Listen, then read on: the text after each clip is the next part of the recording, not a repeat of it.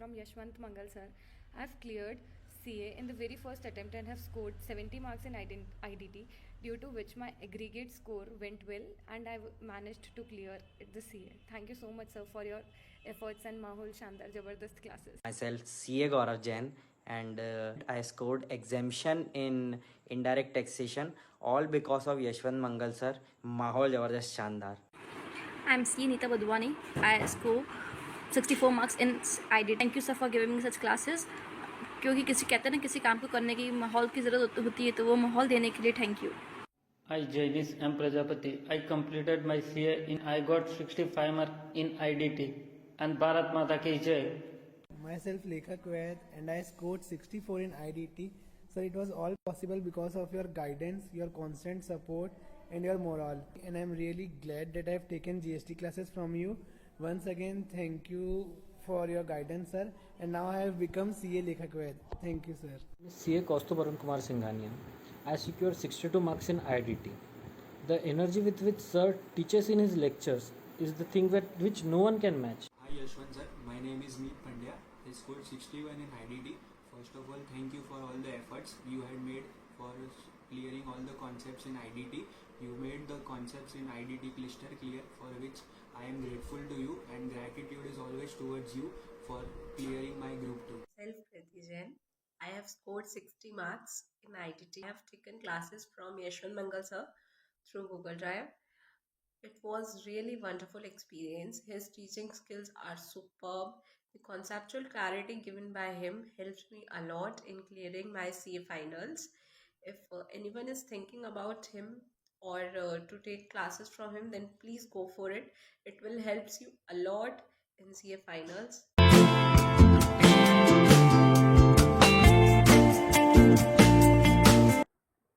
Yes sir, good morning. Yes sir, I hope GST goods and services tax आपको समझ में आ रहा है and you are not getting bored बेटा. हाँ है ना भाई, पक्का बच्चों, 100% डन, गुड. तो sir GST goods and services tax levy कब होता है? लेवी कब होता है? Supply. What is the taxable event under GST? The term supply under GST is defined under section number 7. The term supply under GST is defined under section number 7. आइए मस्त होके पढ़ते हैं, खुश होके पढ़ते हैं. Section number 7 sub section number 1. चीजों को याद करना पड़ रहा है या समझ में आ रही है? पक्का? Good. Section number 7 sub section number 1. चलिए, पता है क्या कहता है? सेक्शन नंबर 7 सब सेक्शन 1 बोलता है क्या? सप्लाई मीन्स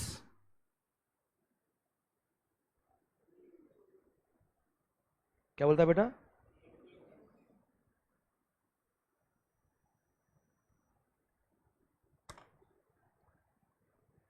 प्लीज सरकार. Supply includes clause number A, B, C और B से डबल A भी है सर. ध्यान दो. Supply includes clause number A, double A, B, C. Supply means A, double A, B और C नहीं लिखा है. Includes क्या मतलब है इसका?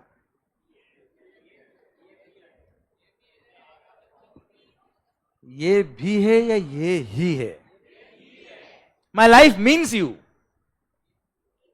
सिर्फ तुम ही हो. My life includes you. समझ रहा है sir? My life includes you मतलब तुम भी हो. हाँ है ना भाई? क्लियर? सो आपको इन चीजों को नॉलेज होना चाहिए बेटा. अगले आदमी ने क्या बोला बेटा आपको? क्लियर? समझे मेरी बात? यहां क्या लिखा है? सप्लाई इंक्लूड्स मतलब तुम भी हो. तुम ही हो नहीं, तुम भी हो. Sir, lawmakers are so smart.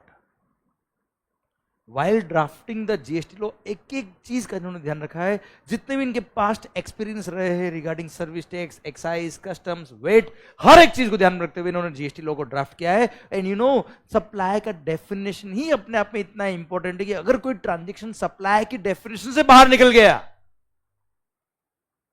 तो लेवेबिलिटी से बाहर निकल गया बेटा. तो टैक्स लगेगा ही नहीं बेटा। लेवी नहीं होगा तो लायबिलिटी नहीं आएगी सर, लायबिलिटी नहीं आएगी तो पेमेंट की बात तो आती ही नहीं है।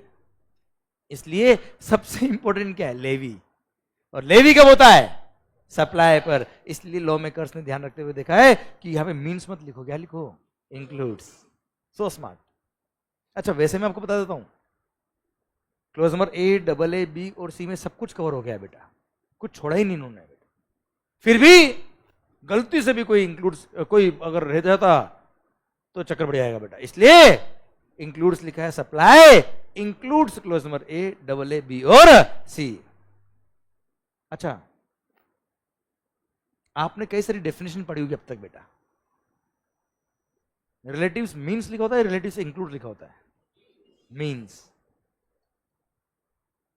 इंक्लूड्स नहीं लिखा होता है बेटा। That is exhaustive definition, exclusive definition तुम ही हो। हाँ है ना भाई, क्लियर, समझ मेरी बात। तो law makers are so smart when defining each and every word, वो हर एक चीज का ध्यान रखते हैं। और आई होप ये जो मैंने आपको बताया उससे आपको ध्यान रहेगा कि यहाँ पे क्या लिखा है बेटा। हाँ है ना, ये सब देखना बहुत जरूरी है यार, मैं हर एक माइन्यूट चीज का आपको ध्यान रखूंगा सर। ओके आइए सर, सेक्शन नंबर 7, जबकि लोग तो ध्यान देते ही नहीं, डायरेक्ट क्लोज नंबर ए से शुरू करते बेटा। आई होप अभी समझ में आया बेटा आपको। Section number 7 sub section number 1 clause number A बोलता है क्या, supply includes clause A, double A, B और सी। अच्छा चलो यार एक बात दिल में हो रही, बता दूं क्या मैं आपको यार। चलो यार इतने टाइम से आप पढ़ रहे हो, एक चीज मुझे बताओ, ये क्लोज नंबर है या सब सेक्शन है, क्या है ये, कैसे पता पड़ा आपको? चलो सेक्शन नंबर 7 ये सब सेक्शन 1 है कि क्लोज 1 है, चलो ये बताओ कैसे पता पड़ता है ये? First bracket. चलो चलो ये बताओ, ये सेक्शन 2 यह लिखा है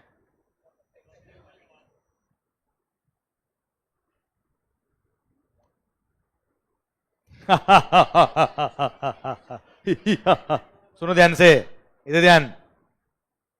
बहुत सारे लोग तो समझते हैं कि अगर ABCD लिखा हो तो क्लोज है।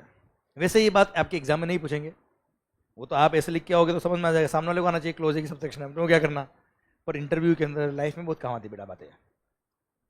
ओके सुनना ध्यान से। मालिक बहुत सारे लोग क्या समझते हैं, अगर ये वाला ABCD लिखा है तो क्लोज होगा, रोमन में होता है ना 1 2 3 ये क्लोजेज होंगे, ऐसा नहीं होता है सर। और अगर न्यूमेरिकल 1 लिखा है तो ये सब सेक्शन होगा, ऐसा नहीं होता सर, ऐसा बिल्कुल भी नहीं होता है। अब क्या होता है वो तुम्हें बताता बेटा मैं। अगर जैसे ये सेक्शन नंबर 2 लिखा है, section number 2 is generally definition under every act, generally यहां क्या लिखा है, unless otherwise specified following shall be defined as under, मतलब इस एक्ट के पर्पज के लिए, for the purpose of this act. Sir definition दे रखी बेटा कि फॉलोइंग का मीनिंग ये रहेगा, उसमें यहां दे रखा 1, फिर दे रखा 2, फिर दे रखा 3। तो अगर कोई कॉमन गवर्निंग लाइन है, कॉमन गवर्निंग लाइन है, उसके बाद अगर शुरू हो रहा है तो वह हमेशा क्लॉजेज, क्या है बेटा वो क्लॉजेज। ये सेक्शन नंबर 2 क्लॉज नंबर 1। यह बताइए कोई गवर्निंग लाइन है क्या बेटा? 7 और 1 के बीच में कोई गवर्निंग लाइन है क्या बेटा? नहीं, डायरेक्ट 7 सब सेक्शन 1 शुरू हो रहा है। अगर किसी सेक्शन को ब्रेक कर दिया है पूरा ही तो वो सब सेक्शन है बेटा। पर अगर ऊपर एक कॉमन लाइन होती और फिर कुछ शुरू होता तो वो क्या होता बेटा? क्लॉजेज। जैसे सेक्शन नंबर 7 सब सेक्शन 1 में लिखा है सप्लाई इंक्लूड्स, और फिर यार है ना बेटा ये क्या है? क्लॉजेज। सर सेक्शन नंबर 2 में क्या लिखा है बेटा? पहले सेक्शन नंबर 2 की एक लाइन लिखी बेटा, लाइन लिखने के बाद नंबरिंग शुरू हो रही है तो वो क्या है? हमेशा क्लॉजेज। समझे? अगर कोई गवर्निंग लाइन है उसके बाद अगर पॉइंट शुरू हो रहा है तो वो क्या है? क्लॉजेज। भले वो ए हो, 1 हो, ये वाला 1 हो, कुछ भी हो बेटा। अरे क्लियर? समझे मेरी बात बच्चों? Yes. So in case of GST क्या बोला मालिक? इन केस ऑफ जीएसटी ये बोला है मालिक। इन केस ऑफ जीएसटी क्या? कोई भी एक्ट ले लो, कोई भी सेक्शन ले लो, आपको अच्छा सब रूल हो गया मान लो, रूल नंबर 2 सब रूल नंबर 1 या क्लोज नंबर 1 है, वहां पे भी ऐसे ही होता है बेटा। किसी भी एक्ट में देख लीजिए बेटा आप लोग। I hope you are getting the point बेटा। अरे क्लियर? पक्का? ओके। तो sir in case of GST क्या बोला बच्चों? Section number 7 sub section number 1 बोलता है क्या, सप्लाई इंक्लूड्स, और उसके बाद में सिंस एक ऊपर कॉमन लाइन आ गई ना, सप्लाई इंक्लूड्स, और फिर एबीसीडी शुरू हो रहा है, तो ये क्या है, clause. Clause A, double A, B और सी। क्लोज नंबर ए से शुरू करें बेटा हम लोग, तो section number 7 sub section 1 clause number A बोलता है क्या, supply includes all forms of supply. क्या बोलता है मालिक? Sir section number 7 sub section 1 clause number A बोलता है क्या, supply includes all forms of supply such is, हाँ ये रहा, ठीक है, ये बोल रहा वाह वाह, मतलब ये इरशाद इरशाद कर रहा है बेटा बैठ के। सर सुनना सुनना, जीएसटी के अंदर सर्विस टैक्स भी मर्ज हुआ है, एक्साइज भी मर्ज हुआ, वेट भी मर्ज हुआ, बहुत सारे टैक्सेस मर्ज हुए हैं, और 95% ट्रांजेक्शन इसी में कवर हो रहे बेटा। सप्लाई की डेफिनेशन के 95 के 99% ट्रांजेक्शन यहां कवर हो रहे हैं, बाकी सब में तो कुछ कुछ ट्रांजेक्शन दे रखे बेटा। Section number 7 subsection 1 clause A बोलता है क्या, supply includes all forms of supply, सब कुछ भी कर लो, such is sale, exchange, barter, transfer, lease, licence, rental और डिस्पोजल। अभी बोलूंगा मैं, क्लियर? जिस स्पीड से मैंने बोला आपको लग रहा होगा पता नहीं, अभी तक ब्रेक से पहले अच्छा पढ़ा रहा था, अभी क्या हो गया अचानक सर, और इसी स्पीड से आपसे बुलवाऊंगा बेटा मैं, ओके 2 मिनट रुकिए बेटा, और मैं आपको याद भी नहीं करवाऊंगा, ये भी गारंटी मेरी आपसे, ओके सर। सप्लाइंग एक बार मेरे को पहले एक बार बोलने दो पूरा करके, फिर मैं आपको एक एक वर्ड का ऑपरेशन करके समझाऊंगा बेटा मैं। Supply includes all forms of supply such is, अच्छा पहली बात तो ऑल फॉर्म्स ऑफ सप्लाई, सब सप्लाई में आता है, खत्म बात ही। और आगे भी क्या लिखा, सच इज, सॉरी क्या लिखा मालिक, सच इज, मतलब ये भी क्या है बेटा, एग्जाम्पल से, क्या क्या और भी हो सकते हैं बेटा। Supply includes all forms of supply such is sale, exchange, barter, transfer, lease, licence, rental और डिस्पोजल ऑफ व्हाट, गुड्स और सर्विस और both when such supplies are made और agreed to be made by a person for a consideration in the course और furtherance of his business. ठीक है sir, ये याद करके आता तो बोल दिया मैंने आपके सामने बेटा, ऐसा आपको लगेगा मेरे को आता थोड़ा बहुत बेटा, अभी ध्यान दे सर, पॉइंट ये इधर ध्यान। सबसे पहला बात,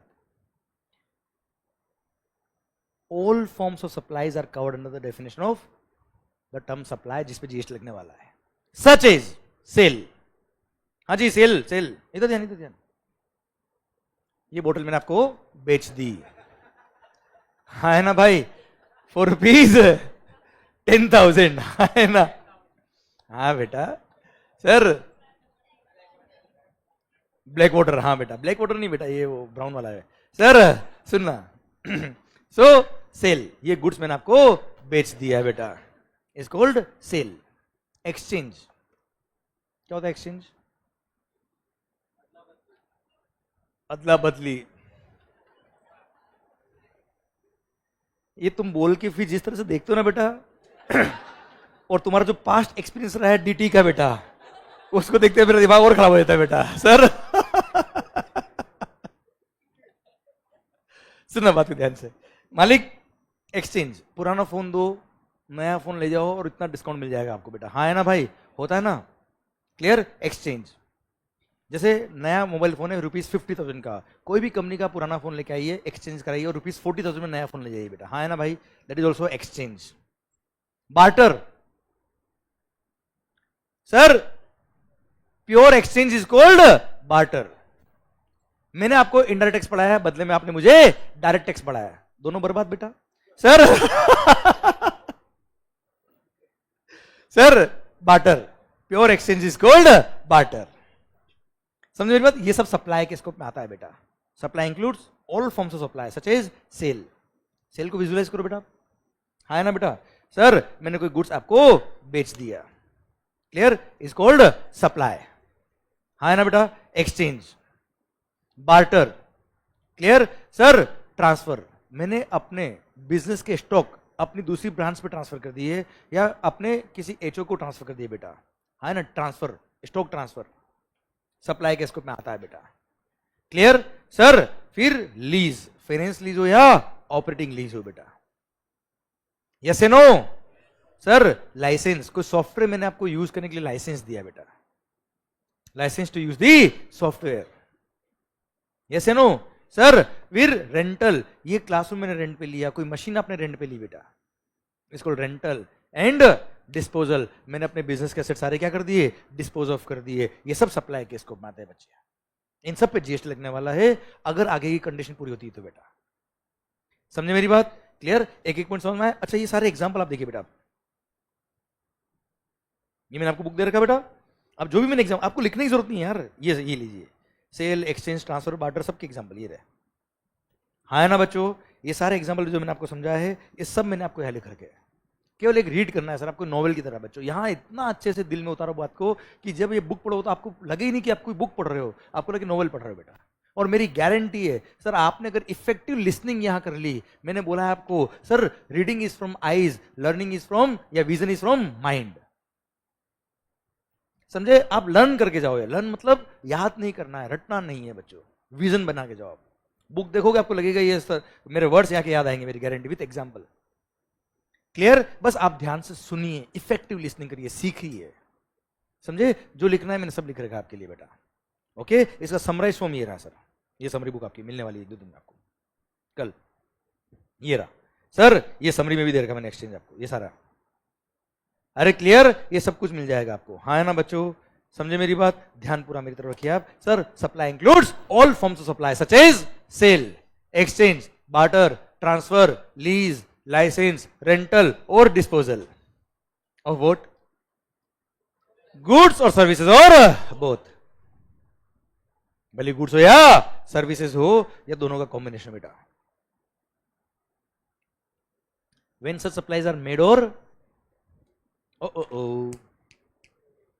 when such supplies are made or agreed to be made, मतलब या तो सप्लाई कर दिया या सप्लाई करने के लिए एग्री कर लिया।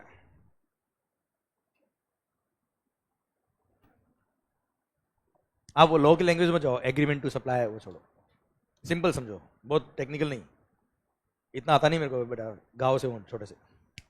Sir when supplies are made और मैंने सप्लाई करने के लिए एग्री कर लिया यार, आपसे 3 महीने पहले मैंने फीस ले ली थी बेटा,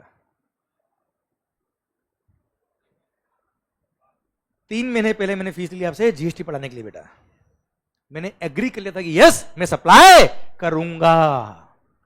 अगर मैंने एग्री कर लिया सप्लाई करूंगा तो भी वो सप्लाई हो गया था, मैंने 3 महीने पहले आपकी फीस पे जीएसटी ऑलरेडी पे कर दिया है। भले एक्चुअली सप्लाई कब कर रहा हूं मैं? आज। हाँ है ना मालिक? व्हेन सप्लाईज आर मेड और मतलब अग्रीड का मतलब होता है कि अगर कभी एडवांस रिसीव हो गया तो भी लग गए क्या? GST. When supplies are made, देखो आपने मेरे को एडवांस नहीं दिया होता, मैंने आपको गुड्स या सर्विस सप्लाई कर दी तो सप्लाई हो ही गया, जीएसटी पे करना ही करना है। मैंने अब तक सप्लाई नहीं किया पर आपने मुझे एडवांस दे दिया, क्या दे दिया क्यों बेटा? और मैंने एग्री किया कि यस मैं सप्लाई करूंगा, तो वो भी सप्लाई के स्कोप में आ गया। इसलिए एडवांस अगर आप फीस पे करते हो तो उस पर भी जीएसटी पे करना पड़ता है जब एडवांस आता है तब बेटा।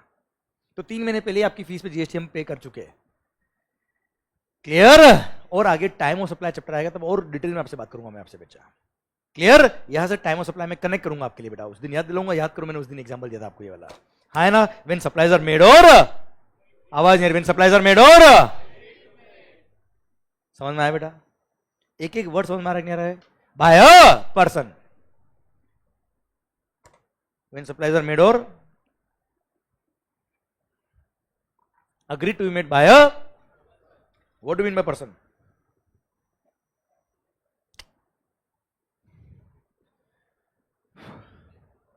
Sir, person includes, हाँ person means नहीं है, person includes individual, HUF, partnership firm, AOP, BOI, society, cooperative society, body corporate, sir artificial juridical person, central government, state government, union territory, local authority, सब कुछ are covered under the scope of the term, इसलिए सब पे GST लगता है। अरे हाँ है ना भाई? सोचिए अब इसको भी अगर गवर्नमेंट ने पर्सन की डेफिनेशन से कोई ढंग से नहीं ड्राफ्ट करी होती और इसमें पर्सन के स्कोप से अगर कोई बाहर निकल जाता तो वो जीवन में कुछ भी करे जीएसटी नहीं लगता। इसलिए हर एक टर्म बहुत शिद्दत से डिफाइन करी हुई बेटा। हर एक पर्सन कवर किया है इसके अंदर, कोई छोड़ा नहीं बेटा इन्होंने। हाँ कोई एक्सेप्शन होता तो मैं आपको बताता भी, इसमें सब कुछ कवर है तो आपको याद करने की जरूरत नहीं बेटा, सब कवर है सर, कुछ याद नहीं करना बेटा। हाँ है ना मालिक? Clear? By person for a, आवाज नहीं, for a, very very important बेटा, वेरी इंपॉर्टेंट बेटा। Supply should be for a, आवाज नहीं आ रही मालिक, supply should be for a, what do mean by consideration? हाँ something in return, quid pro quo, मैंने तेरे लिए किया तूने मेरे लिए क्या किया। अगर तुम ऐसा किसी को बोलते हो मतलब प्यार नहीं, वो सौदा है ना? समझे मेरी बात बच्चों? सर और जीएसटी लग जाएगा बच्चे यहाँ पे डिपेंड्स सर, समझे? Okay okay okay sir, it should be for अ, अब मेरे को इस पे डिस्कशन करना है, 10 मिनट 15 मिनट 20 मिनट लगेंगे मेरे को, पर एक वर्ड पे डिस्कशन करूंगा मैं। ओके प्लीज सर, आपका माइंड के तार पूरे हिला दूंगा बेटा मैं, उस लेवल से डिस्कशन करना मेरे को। ओके ताकि लाइफ में कोई भी क्वेश्चन आ जाए, आंसर अपने आप आपका आएगा, मेरी गारंटी सर आपसे। क्वेश्चन तो बहुत छोटी बात है sir. Sir supply should be for a,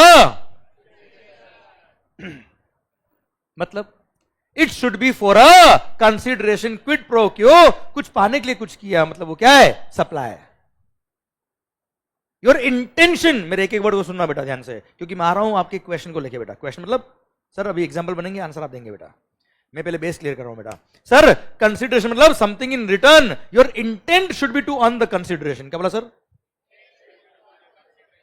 your intent should be to earn the consideration, तो सप्लाई होगा, वरना सप्लाई नहीं होगा।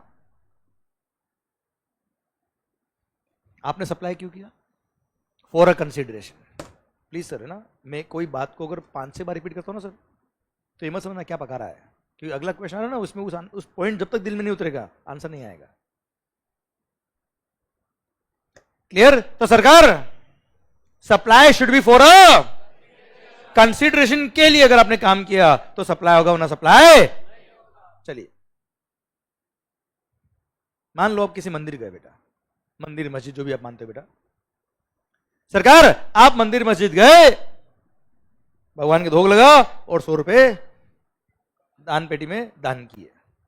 भगवान कम से कम जीएसटी में तो ध्यान रखना सर साहब। मेरा क्वेश्चन आपसे ये है, अरे तुम मेरे पे ध्यान दो मालिक आपने 100 रुपए डोनेट किए, भगवान वाला जा बेटा जीएसटी पार लग जाएगा तेरा, तथास्तु, मंगल आ गया। सर मेरा क्वेश्चन आपसे ये है, क्या आपने भगवान को कोई फीस दी है? भगवान ने अगर आपको खुश किया तो क्या फीस लगेगी? क्या है? Is it a fees? क्या भगवान ने कोई काम किया तो फीस के लिए किया है? Is it for a consideration? It's not supply at all, no GST will be charged.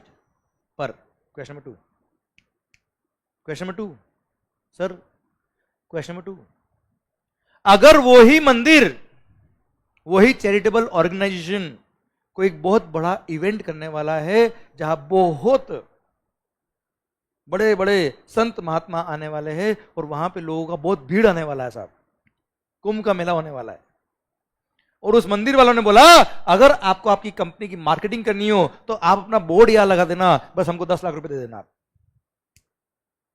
अगर आप 10 लाख रुपए दोगे, बात को पूरा सुनिए बेटा, अगर आप 10 लाख रुपए दोगे तो हम आपके बिजनेस का sign board, name plate business की यहां पे सर हैंग कर देंगे ताकि आपका मार्केटिंग होता रहे। पर 10 लाख रुपए दोगे तो लगाएंगे, वरना नहीं लगाएंगे। आपने 10 लाख रुपए दिए, उन्होंने यहां मार्केटिंग किया, बताओ मंदिर ने किया, अब बताओ कंसिडरेशन है कि नहीं बेटा? इज इट सप्लाई और नॉट? यस, ये सप्लाई है और जीएसटी लगेगा। सेकंड, थर्ड क्वेश्चन, मान लो, ढंग से आवाज नहीं रही, मान लो, अच्छा एग्जाम्पल मजा नहीं आ रहा बेटा, आंसर आप दे रहे हो ना बेटा। देखो मैंने कानून लिख दिया, मतलब मैंने तो क्या लिखा है, सरकार ने लिखा है, मैंने पढ़ाया आपको, केवल डायरेक्शन दी मैंने आपको, सोच आप रहे हो बेटा, मैं आपको सोचने में मजबूर कर रहा हूं, और ये अगर आपने कर लिया काम हो जाएगा बेटा आपका। Clear sir? और अगर आप देखो ये फर्स्ट अटेम्प्ट में आंसर दे रहे हो तो सोचिए एग्जाम में कोई भी क्वेश्चन आ जाए, हो गया ना काम अपना बेटा यार। नहीं, आपका mind should be analytical mind यार। कोई क्लाइंट आपसे बुक लेके नहीं आएगा, बताओ इसका आंसर क्या होगा, ये पूछेगा क्या? आप बताओ ना, क्या स्टडी मटेरियल लेके आएगा क्लाइंट कि इसका आंसर बताओ, आप सीए बन गए ना, बताओ मुझे इसका आंसर, ऐसा पूछेगा क्या? वो उसके बिजनेस का केस आपके सामने लाएगा, आपको लॉ अप्लाई करना आना चाहिए, and you should be able to give the answer, that's it. Try to understand यार, समझे? उसी एंगल से पढ़िए आप। सरकार मान लो सर किसी मंदिर में आपने 10 लाख रुपए डोनेट किए बेटा, डोनेट किए बेटा किसी की मेमोरी में बेटा, होता ना कई बार हम करते हैं यार, क्लियर? उन्होंने just to show their gratitude, philanthropic बेटा, हाँ है ना भाई, कि just to show their thank you बेटा, एक तरह से उन्होंने, होता ना रूम के बाहर नाम लिख देते बेटा, या डोनर्स की लिस्ट का नाम लिखते बेटा, हाँ है ना, उन्होंने आपका या आपके फैमिली मेंबर का जो भी है उसका नाम in the memory of Shri Shri Shri XYZ नाम लिख दिया, हाँ है ना। क्यों? 10 लाख रुपए दिए इसलिए। अब बताओ क्या वो सप्लाई है क्या? नहीं, नाम लिखा ना, आवाज नहीं, क्या नाम लिखा ना उन्होंने सर, बट क्या वो फॉर अ कंसिडरेशन नाम लिखा है बेटा? हाँ, बिजनेस का मार्केटिंग कर रहे होते तो that was for a consideration. Intention should be to earn the consideration. Gift और कंसिडरेशन फर्क है बेटा। केवल मनी देख के जीएसटी नहीं लगा सकते आप बेटा। केवल बैंक अकाउंट में पैसा आ रहा है, इट डजंट मीन कि वो सप्लाई है। केवल बैंक में अगर पैसा आ रहा है, इट डजंट मीन कि वो कंसिडरेशन है। It may B gift also, it may B donation also. Sir it should be for a consideration, तो सप्लाई होगा, वरना सप्लाई। मेरी बात समझ में आ रही कि नहीं आ रही यार? आवाज नहीं आ रही ओए? अरे पक्का 100%? Good. It should be for a consideration के लिए काम किया तो सप्लाई होगा, वरना सप्लाई नहीं होगा। सर मान लो हमने यहां पर आपसे पढ़ाने की फीस ली बेटा, तो पढ़ाने के लिए कंसिडरेशन लिया बेटा हमने, तो हमने कोचिंग सर्विसेज दिए फॉर अ, बताओ सप्लाई है कि नहीं बेटा? आवाज नहीं आ रही ओए? बिल्कुल है सर। पर मान लो हमने ये लेक्चर्स यूट्यूब पे फ्री डाल दिए बेटा, are we charging any consideration from you all guys? No. Are we teaching for a consideration? No. No consideration received. No supply at all बेटा, हाँ है ना भाई? आवाज नहीं आ रही ओए? क्लियर? डन। पॉइंट समझ में आ रहा कि नहीं आ रहा बच्चों आपको? क्लियर? डन। अभी जो मैंने मंदिर वाला एग्जांपल दिया ना बेटा आपको, ये एक सर्कुलर था बेटा, जो सीबीएसई ने इश्यू किया बोर्ड ने। आप मुझे बताओ, सर्कुलर मैंने आपको पढ़ाया है कि आपने उस सर्कुलर को सॉल्व किया है? That should be your approach, हाँ है ना? क्लियर? तो कंसिडरेशन के लिए काम किया तो सप्लाई होगा, वरना सप्लाई नहीं होगा। क्विड प्रो क्यो, हाँ है ना सर? इंटेंशन देखना बहुत जरूरी है, किसके लिए आपने काम किया। क्लियर? समझे मेरी बात? Consideration may be in money, may be in kind, something in return. बिल्कुल सही बोला था आपने बेटा, ठीक है? तो आपने जो काम किया है सप्लाई ऑफ गुड्स और सर्विस और बोथ का, it should be for a consideration, तो सप्लाई होगा, वरना सप्लाई नहीं होगा। आपके दिल से पूछना, ट्रांजैक्शन को डिफाइन करना, दिल से पूछना, is it for a consideration? आपका दिल कहता है yes supply, no no supply, हाँ ना सर? आवाज नहीं आ रही ओए? अरे क्लियर? गुड। तो इन केस ऑफ जीएसटी क्या बोला sir? In case of GST sir supply includes all forms of supply such as sale, exchange, barter, transfer, lease, license, rental or disposal of what? Goods or service or both, when such supplies are made or agreed to be made by a person for a,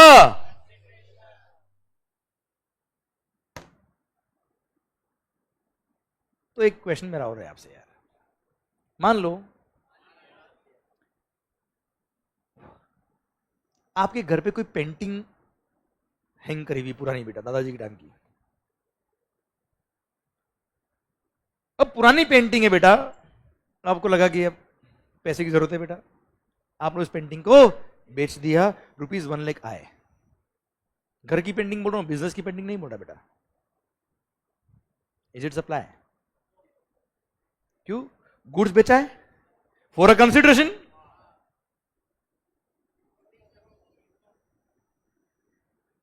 नहीं intention ना पैसे लेने की बेटा आपकी, वरना क्यों बेचते आप बेटा?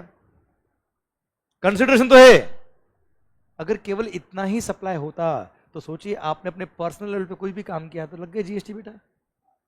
हाँ है ना बेटा, इसलिए वर्ड ऐड किए क्या, it should be in the course और furtherance of his business. Sir ये घर की पेंटिंग आपने बेची है, पुरानी पेंटिंग बेची, जो आपके पर्सनल एसेट्स थे, बिजनेस के एसेट्स नहीं थे, ये अगर आपने बेचे तो ये सप्लाई के स्कोप में नहीं आएंगे, although it is for a consideration, but it should be in the course और furtherance of his, it should be in the course और फर्दरेंस ऑफ हिज बिजनेस, तो सप्लाई होगा, वरना सप्लाई नहीं होगा। शायद मेरी बात आप तक पहुंच रही है बेटा, हाँ है ना मालिक, अरे क्लियर, गुड। तो सर सप्लाई, यही पेंटिंग अगर आपने बना के बेचा होता, यही पेंटिंग आपने बना के बेचा होता, बताओ क्या था बेटा, सप्लाई के स्कोप में आता, क्योंकि एक तरह से पेंटिंग बना के बेचना आपका बिजनेस हो गया बेटा एक तरह से। और बिजनेस का मतलब ये नहीं कि बहुत बड़ा बिजनेस होना चाहिए बेटा, बिजनेस में भी स्मॉल ऑल्सो यार, जरूरी नहीं इसमें बहुत सारी पेंटिंग बना के बेचता हूं, हाँ है ना। बिजनेस की डेफिनेशन में लिखा हुआ है, इट इज नॉट एसेंशियल कि वहां पे क्वांटिटी होनी चाहिए, रिपीटेशन होनी चाहिए, फ्रीक्वेंसी होनी चाहिए, वॉल्यूम होना चाहिए, ऐसा जरूरी नहीं है। It may be out of vocation also बेटा, बना के बेची ना बेटा, सप्लाई के स्कोप में आएगा। जैसे for example I am a practising chartered accountant, मान लो sir, I am a practising chartered accountant, साल में कभी 2-3 पेंटिंग बना के बेचता हूं बेटा मैं, ये भी बिजनेस के स्कोप में आता है और उस पर भी जीएसटी लगेगा, although I am not a professional painter, पर बना के बेच रहा हूं, मतलब टू अर्न द कंसिडरेशन, ये मेरा बिजनेस हो गया ना यार एक तरह से यार, क्लियर। इसलिए सप्लाई के स्कोप में आएगा और जीएसटी लगेगा, भले मेरा प्रॉफिट का इंटेंशन हो ना हो, वी डोंट केयर बेटा, क्योंकि GST is not on profit बेटा, है ना। कोई चैरिटेबल ऑर्गेनाइजेशन, मंदिर का मैंने एग्जांपल दिया बेटा, मंदिर इज नॉट फॉर प्रॉफिट बेटा, पर उसने अगर मार्केटिंग के लिए, आपका एड हैंग करने के लिए, आपका होर्डिंग लगाने के लिए उसने पैसे लिया, वो सप्लाई के स्कोप में आता है,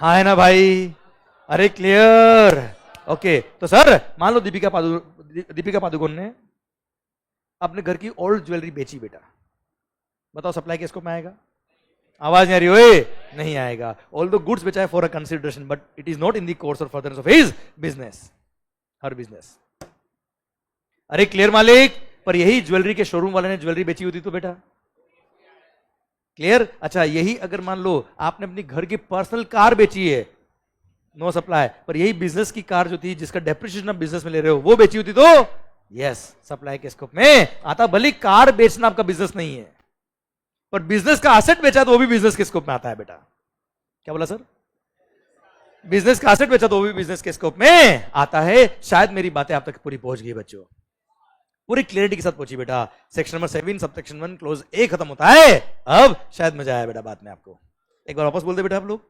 section number 7 subsection 1 clause number A बोलता है क्या, supply includes all forms of supply such as sale, exchange, barter, transfer, lease, licence, rental और डिस्पोजल ऑफ व्हाट, गुड्स और सर्विसेज और both, when such supplies are made or agreed to be made, मतलब advance आया है, for a by a person, सारे लोग cover इसमें, for a consideration plus it should be in the course or furtherance of his business, तो supply के scope में आएगा, और सप्लाई के स्कोप में आएगा तो क्या लगेगा बेटा, जीएसटी। सेल मतलब समझते हो बेटा, मैंने गुड्स बेचा आपको, एक्सचेंज पुराना फोन याद आया बेटा, barter pure exchange, transfer stock transfer किया बेटा मैंने, लीज फाइनेंस लीज हो या ऑपरेटिंग लीज हो बेटा, सर लाइसेंस सॉफ्टवेयर वगैरह लाइसेंस पे लिया बेटा, सर रेंटल ये क्लासरूम हो गया, मशीन हो गया रेंट पे लिया, और डिस्पोजल बिजनेस के एसेट डिस्पोज ऑफ कर दिए बेटा, हाँ है ना भाई। व्हेन सप्लाईज आर मेड और agreed to be made, advance है कि तभी लग गए जीएसटी बेटा, क्योंकि सप्लाई के स्कोप में आ गया। बाय पर्सन सारे लोग कवर है बेटा इसके अंदर, clear sir. For a consideration होना चाहिए, इन दी कोर्स और फर्दरेंस ऑफ बिजनेस होना चाहिए, तो सप्लाई है वरना सप्लाई नहीं है। शायद मेरी बात आप तक पहुंच गई बच्चों, यस या नो, पक्का मालिक, क्लियर। ये था आपका section number 7 subsection 1 clause number A. Important बात क्या है, it should be for a consideration plus in the course और furtherance of his business, okay clear done. ये था आपका क्लोज नंबर ए, कि कंसिडरेशन भी होना चाहिए, इन दी कोर्स और फर्दरेंस ऑफ बिजनेस भी होना चाहिए बेटा। क्लोज नंबर डबल ए, ये क्या बाद में इंसर्ट किया बीच में बेटा, ए के बाद नॉर्मली क्या होता है, कोई डाउट बेटा, ए के बाद नॉर्मली क्या होता है, बी ना, ऐसे बीच में कभी आप सब सेक्शन ये देख लो, डबल ए बी, ये बीच में बाद में इंसर्ट किए गए बेटा। गवर्नमेंट को लगा कि यार ये ट्रांजेक्शन भी होना चाहिए, ये लो साहब डिस्प्यूट हो गया मार्केट में, इसलिए उसको क्लेरिफाई करने के लिए गवर्नमेंट ने अमेंडमेंट करके सेक्शन नंबर 7 सब सेक्शन 1 में clause number double A insert किया और बोलता है क्या, अनइनकॉर्पोरेटेड एओपी बीओआई और उसके मेंबर्स दो अलग अलग पर्सन कहलाएंगे। उन्होंने अगर आपस में कोई गुड्स या सर्विसेज सप्लाई करी फॉर अ कंसिडरेशन तो वो सप्लाई के स्कोप में आएगा। मैं एग्जांपल दूंगा तो समझ में आएगा, ये तो मैंने कल बोला है। बताऊं, मान लो हम सबने मिलकर एक क्लब बना दिया, फ्रेंड्स क्लब। हूं तो कर लो कम से कम। हम सबने मिलकर एक क्लब बना दिया, नाम क्या है, फ्रेंड्स क्लब। अब ये क्लब करेगा क्या बेटा, पार्टी करेगा बेटा। पार्टी के पैसे कैसे आएंगे बेटा, ऑब्वियसली सर, अभी तो हम स्टूडेंट्स हैं सर, अभी तो आप ही दोगे सर। हाँ है ना भाई, विजय सर देंगे बेटा, तो लगता है ले लेंगे। और सर सुनना बात को ध्यान से सर,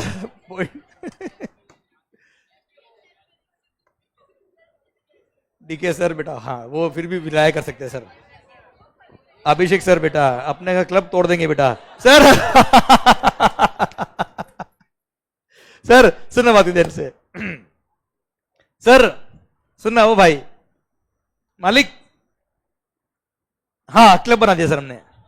अब सर एवरी मंथ हमने डिसाइड किया कि हम सब मिलेंगे, पार्टी शार्टी करेंगे, माहौल बनाएंगे, जीएसटी के जो भी अपडेट होंगे वो सब अपडेट भी कर लेंगे, और सर जो डिस्कशन करना हो कर भी लेंगे, और सबका एक मीटिंग भी हो जाएगा और मिलना जुलना हो जाएगा और मजा आ जाएगा जीवन में सर।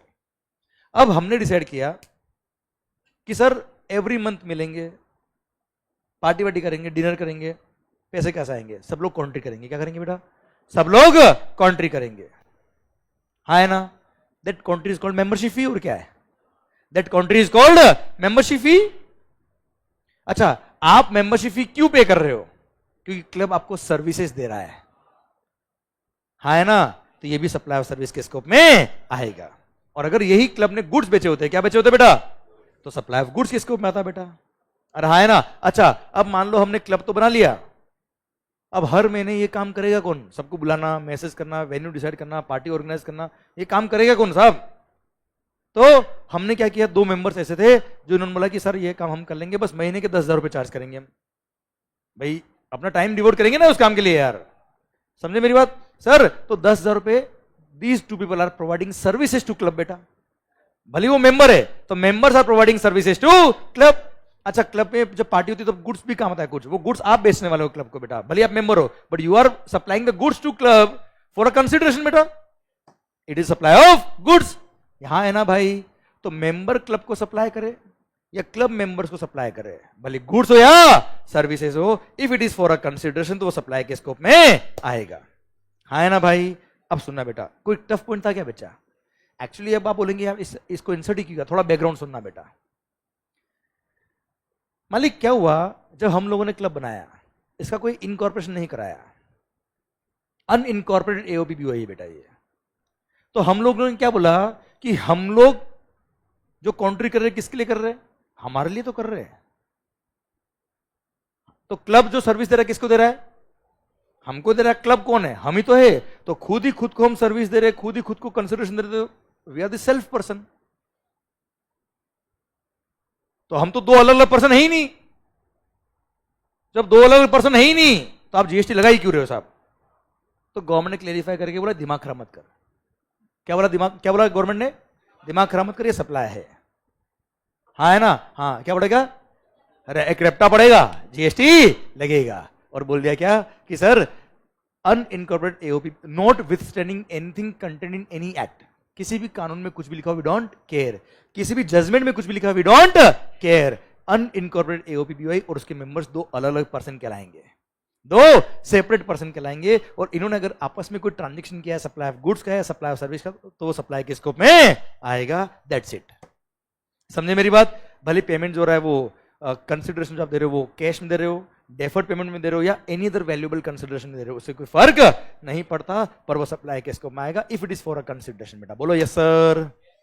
अच्छा, क्लब के एक मेंबर ने क्लब के दूसरे मेंबर को सर्विसेज दी है बेटा, या क्लब के एक मेंबर ने दूसरे मेंबर को गुड सप्लाई किया बेटा, तो दो मेंबर अगर आपस में गुड्स बेच रहे बेटा एक दूसरे को फॉर अ कंसिडरेशन, वो भी सप्लाई के स्कोप में आएगा। क्या गलत है इसमें, हाँ ना भाई। तो जस्ट ये क्लेरिफाई करने के लिए, डिस्प्यूट्स को खत्म करने के लिए clause number double A insert किया। I hope you got the entire point बेटा, यस या नो। पक्का? अच्छा ए बच्चे, मान लो अब हमारे क्लब ने सर इतनी पार्टी कर ली कि सब लोग अब आपस में इतना ट्रस्ट करने लगे एक दूसरे पे कि मजा आने लग गया जीवन में, ब्लाइंड ट्रस्ट हो गया बेटा। तो अब हमने सोचा एक काम करते हैं, कुछ बड़ा काम करते हैं। पुणे के अंदर एक बहुत बड़ा प्रोजेक्ट लेके आते हैं 100 करोड़ रुपए का, 100 करोड़ का बेटा। हम मान लो 100 मेंबर से सब लोग 1-1 करोड़ रुपए कॉन्ट्री करेंगे, पर that is not a membership fee, that is a kind of investment, that is a kind of capital contribution. क्या है बच्चा वो? हाँ है ना मालिक? तो वो क्या आपने कोई सर्विस फीस दी है क्या? तो यहां बोला गया है कि अगर वो कैपिटल कंट्रीब्यूशन है तो it's a pure transaction in money. क्या है बेटा वो? It is not supply of goods या सप्लाई ऑफ सर्विस नहीं है, उस पर कोई जीएसटी नहीं लगेगा।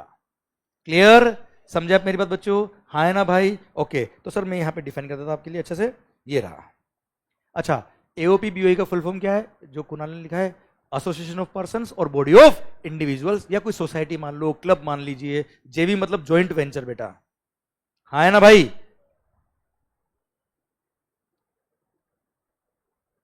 ओके बच्चे, सर सुनना ओके सरकार सुनना बात को ध्यान से, कि अगर कोई क्लब, जैसे हम सब ने मिलके सर फ्रेंड्स क्लब बना लिया, हमारी जो हाउसिंग सोसाइटी होती है ना बेटा घर पे, वो हो गई, ट्रेड एसोसिएशन हो गया। सर जैसे यहाँ पे हम जहां बैठे हैं वहां पे जो बिजनेस होता है उनकी कोई एसोसिएशन बनी हुई बेटा। सर जो बिजनेस हाउस होता है बेटा, जैसे प्रेस्टीज पॉइंट की अपनी अपनी एक सोसाइटी बेटा, कोऑपरेटिव सोसाइटी, ये सब इसमें आ गए बेटा। इन्होंने मेंबर्स को सर्विसेज दी है और मेंबर से कंट्रीब्यूशन लिया है। क्या लिया बेटा इन्होंने? आज भाई आप समझो सोसाइटी मान लो कोई, आपकी घर की सोसाइटी देखना बेटा आप लोग, या यहां पर प्रेस्टीज पॉइंट की सोसाइटी, जिस सोसाइटी में आप रहते हो, जहां पे आप बिजनेस करते हो, वहां देखना। सर आप शॉपिंग मॉल में भी जाते होंगे बेटा, मॉल में, तो मॉल की भी एक सोसाइटी बनी होती है बेटा। बाहर सिक्योरिटी गार्ड होता है ना बेटा, दिन रात सफाई भी होती है बेटा पूरे मॉल में बेटा। ये कौन कराता है? कोई दुकान वाला कराता है क्या? मॉल वाले कराते हैं। मॉल वाले कौन है? सारी दुकान वालों ने मिलकर अपनी सोसाइटी बना रखी बेटा, वो सब मिलके कॉन्ट्री करते हैं, तब जाके सोसाइटी सिक्योरिटी वाले को अपॉइंट करती है, हाउस कीपिंग वालों को अपॉइंट करती है बेटा। हाँ है ना? तो सर एक तरह से society is providing services to members, की क्लीनिंग हम करा देंगे, सिक्योरिटी हम करवा देंगे, लिफ्ट मेंटेनेंस हम करवा देंगे साहब। हाँ है ना? उसके लिए जो हम कॉन्ट्रीब्यूशन देते हैं उसको बोलते हैं कैश कॉल। क्या बोलते हैं बेटा उसको हम? ये टेक्निकल, अब देखो मैंने आपको अपनी लैंग्वेज में समझा दिया बच्चा, पर जो टेक्निकल वर्ड होते हैं वो भी आपको समझ में होंगे बेटा। कई बार एग्जाम में टेक्निकल वर्ड आ गए तो इसलिए वो टेक्निकल वर्ड, लैंग्वेज याद नहीं करनी है, वर्ड तो समझना पड़ेगा ना बच्चे। सर जो कंट्रीब्यूशन मेंबर देते हैं क्लब को उसको बोलते हैं क्या? Cash call. क्या बोलते हैं बच्चे? Cash call. अरे क्लियर? अब वो कैश कॉल अगर रेवेन्यू इन नेचर है बेटा, क्या है मालिक? रेवेन्यू मतलब खर्चा, एक तरह से इनकम है, तो उस पर जीएसटी लगेगा, सप्लाई के स्कोप में आएगा। जैसे मेंबरशिप फी हो गया, क्या हो गया बेटा? जैसे मेंबरशिप फी। पर अगर वो कैश कॉल कैपिटल कंट्रीब्यूशन है, जो मैंने एग्जांपल दिया कि हम सब मिलके 1-1 करोड़ रुपए इन्वेस्ट करेंगे बेटा, 1 CR इन्वेस्ट करेंगे बेटा। हाँ है ना भाई? तो ऐसे केस में वो क्या है? कैपिटल कंट्रीब्यूशन है, वो रिफंडेबल अमाउंट है, वो कोई मेंबरशिप फी नहीं है बच्चों। तो ऐसे केस में वो क्या कहलाएगा? Sir pure transaction in money कहलाएगा। आपने जैसे बैंक में एफडी कराई, बैंक में एफडी कराई, तो क्या आपने कोई सर्विस फीस दिया है क्या? वो पैसा तो आपका ही ना यार, that is called pure transaction in money. आपने किसी को लोन दिया, 1 करोड़ रुपए उधार दिया आपने, तो क्या सर्विस फीस दी क्या किसी को? That is called pure transaction in money, money दिया एक तरह से। तो वही आपने मनी कंट्रीब्यूट किया है, ये कोई फीस नहीं है, ये एक तरह से इन्वेस्टमेंट है आपका, इसलिए ये सप्लाई के स्कोप में नहीं आता। It is not a consideration at all बेटा। पर जो रेवेन्यू नेचर वाला होता है, जो मेंबरशिप फी होता है, एग्जांपल लिख देता है यहाँ पे मैं, वैसे मैंने बुक में लिखा है आपके लिए।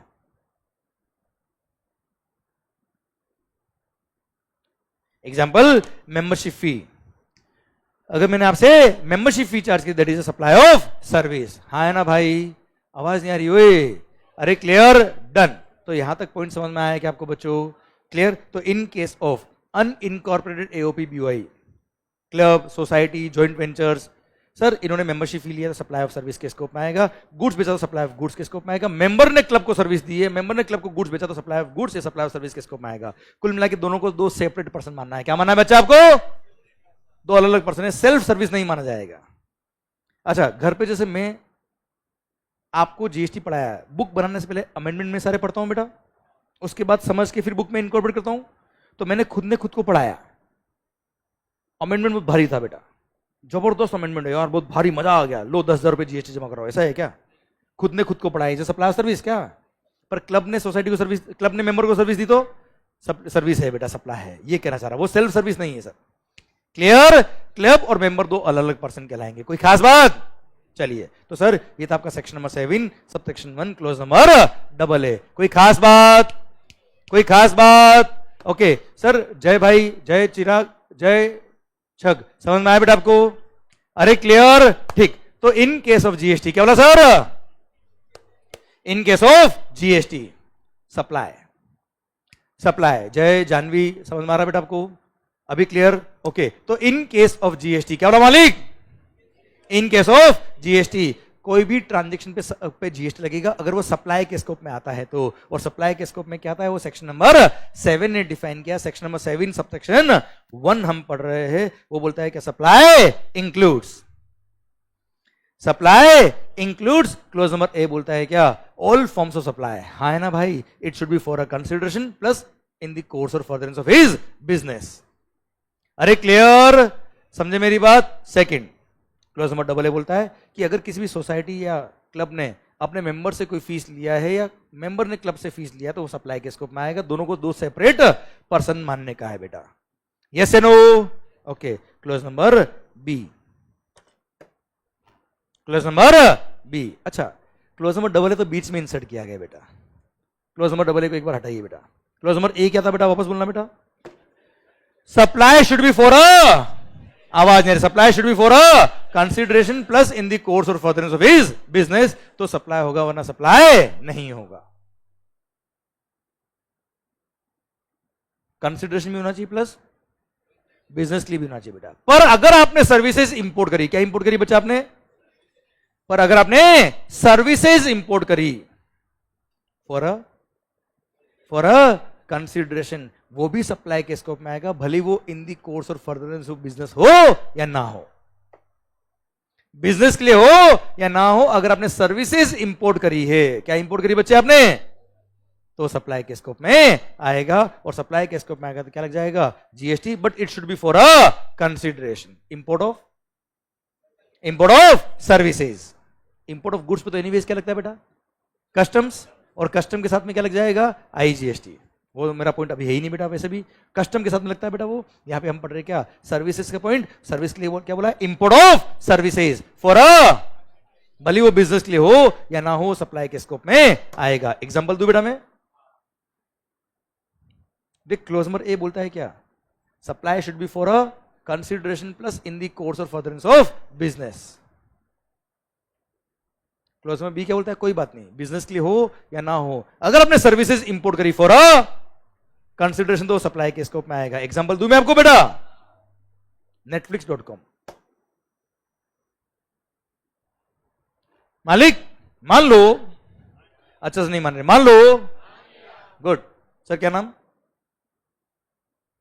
Krishna, correct sir. मान लो कृष्णा भाई, आपने आउट ऑफ इंडिया की किसी वेबसाइट से कोई वीडियो सब्सक्राइब किया बेटा, और खास बात पेड सब्सक्रिप्शन था बेटा, फ्री वाले नहीं बेटा। सर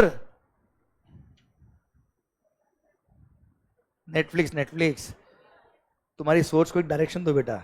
सर अब आउट ऑफ इंडिया की किसी वेबसाइट से आपने वीडियो सब्सक्राइब किए बच्चे, हाँ है ना भाई, इंपोर्ट ऑफ सर्विसेज फॉर अ, क्या बिजनेस लिए था बेटा? सर भले बिजनेस के लिए हो या ना हो, वो सप्लाई के स्कोप में आएगा, और सप्लाई के स्कोप में आएगा मतलब क्या लगेगा, जीएसटी। अरे क्लियर, समझे मेरी बात? 100% डन। तो इन केस ऑफ जीएसटी क्या बोला sir, in case of GST अगर आपने कोई सर्विसेज इंपोर्ट करी फॉर अ, गूगल पे आपने सर्च किया, फ्री सर्च था बेटा, कुछ फीस लिया उसने बेटा, नो सप्लाई, नो जीएसटी, हाँ है ना भाई। अगर आपने फ्री वीडियो देखे बेटा, चलो कोई कंसिडरेशन दिया बेटा आपने, समझे मेरी बात, कुछ नहीं दिया, import of services, but no consideration, no supply at all. सोचे ना, आप खुद देखिए ना यार, आप अपने ट्रांजेक्शन जो आप कर रहे हो खुद, वहां से देखो ना यार, आप डिफाइन करके, सर क्या आपने कोई जीएसटी पे किया? नहीं, पर नेटफ्लिक्स का आप सब्सक्रिप्शन लेंगे, देखना उसमें जीएसटी होता है बेटा। समझे मेरी बात? और हां सर, अगर आपने कोई सर्विसेज इंपोर्ट करी फॉर अ कंसिडरेशन, भले वो बिजनेस के लिए हो या ना हो, वो सप्लाई के स्कोप में आएगा, और सप्लाई के स्कोप में आएगा तो क्या लगेगा बेटा? जीएसटी। अब ये मत पूछना कि कौन जीएसटी पे करेगा, आगे जाके बात करेंगे बेटा। हाँ है ना? यहाँ पे अगेन जो सर्विसेज इंपोर्ट करा वो अगर एंड कंज्यूमर है, कौन है बेटा? अगर तो नेटफ्लिक्स को इंडिया में आके रजिस्ट्रेशन कराना पड़ेगा, उसी को टैक्स पे करना, उसी को पे करना और उसी को पे करना है बेटा। FCM, forward charge. Netflix is supplier of service ना बेटा, है उसी को टैक्स पे करना बच्चा। हाँ है ना भाई? पर ये प्रोविजन आगे आएंगे तब बात करेंगे हम लोग बेटा। यहां तक क्लियर है क्या आपको? आवाज नहीं आ रही ओए? क्लियर? डन। तो इंपोर्ट ऑफ सर्विसेज, क्या बोला मालिक? Import of services for a consideration, whether or not in the course or furtherance of business is supply, और सप्लाई है तो जीएसटी लगेगा। क्लियर मालिक? पक्का? डन। फ्री सर्विसेज पे जीएसटी नहीं लगता है। क्लियर? डन। सर वापस देखना, क्लोज नंबर ए क्या बोलता है बेटा? कंसिडरेशन भी होना चाहिए प्लस बिजनेस के लिए भी होना चाहिए बेटा। क्लोज नंबर बी क्या बोलता है? कोई बात नहीं, बिजनेस के लिए हो या ना हो, it should be for a consideration. Clause number C पता है क्या बोलता है? कोई बात नहीं, अगर कंसिडरेशन नहीं भी है तो भी सप्लाई होगा, अगर वो ट्रांजेक्शन क्लोज नंबर सी में कवर होता है। और क्लोज नंबर सी बोलता है क्या? रेफर करो schedule number 1। Clause number A क्या था वापस बोलना? Consideration plus business. Clause number B कोई बात नहीं, बिजनेस हो या नहीं हो, import of services for a, और क्लोज नंबर सी क्या बोलता है? कोई बात नहीं, अगर कंसिडरेशन नहीं भी है वो भी सप्लाई होगा, अगर वो ट्रांजेक्शन कहां कवर है? शेड्यूल नंबर 1 में। अब क्या पढ़ेंगे हम? शेड्यूल 1 में 4 पैराग्राफ दे रखे बेटा, 4 पॉइंट, 4 पैराग्राफ समझ लो सर आप। क्लियर? और वहां लिखा है क्या? ये 4 पैराज में जो भी ट्रांजेक्शंस कवर है वो सप्लाई के स्कोप में आएंगे, although it is without consideration. यहां तक बात समझ में आ रही है क्या आपको? अब हम क्या पढ़ेंगे बेटा? Schedule number 1, para number 1। यहां तक बात समझिए क्या? क्लियर? अच्छा, ऑनलाइन जो बैठे हैं आदित्य, कुणाल भाई, ध्यान दो इधर। सर ये तो पता नहीं रशिया वशिया पहुंच गया बेटा, ध्यान दो, ध्यान इधर। सरकार मान लो वैसे ही आप मजे लो, पर कॉन्सेंट्रेशन लूज मत करो बस। सरकार इन केस ऑफ जीएसटी जितने मजे करने में करा दूंगा बेटा आपको, पर उसके बियॉन्ड गए तो गड़बड़ हो जाएगी बेटा आपके। Okay sir? अच्छा, मैं एग्जांपल वही दूंगा जो रिलेवेंट है आपके लिए, हंसी भी आएगी आपको, मजा भी आएगा, और उसकी वजह से याद भी रहेगा बेटा आपको। ठीक है? पर उसको एक्सटेंड कर देना अगर आपने तो आपका कॉन्सेंट्रेशन लूज हो जाएगा बच्चों। ठीक है? चलिए ध्यान देना। सरकार क्या पढ़ रहे हैं अभी हम? शेड्यूल नंबर 1, जहां पे 4 ट्रांजेक्शंस दिए हुए, 4 पैरा दिए हैं, जहां पर सप्लाई होगा although it is without consideration. Para number 1, permanent transfer. क्या बोला मालिक? परमानेंट ट्रांसफर और disposal of the assets of the business where input tax credit has been availed, where ITC has been availed. मैं तुम्हें समझाता हूं, समझ में आएगा, वरना नहीं आएगा ऐसे। अभी तो लाइन बोली ही मैंने। परमानेंट ट्रांसफर और disposal of the asset of the business where ITC has been availed is supply although it is without consideration. Okay, समझाऊं मैं बेटा? मान लो, गुड, अच्छा एग्जांपल दूं बेटा ताकि लॉजिक समझ में आ जाए आपको कि आखिर ऐसा क्यों लिखा, वो बता दूं मैं आपको क्यों लिखा। अगर समझ में आ गया तो क्या लिखा अपना समझ में आ जाएगा बेटा आपको। चलिए,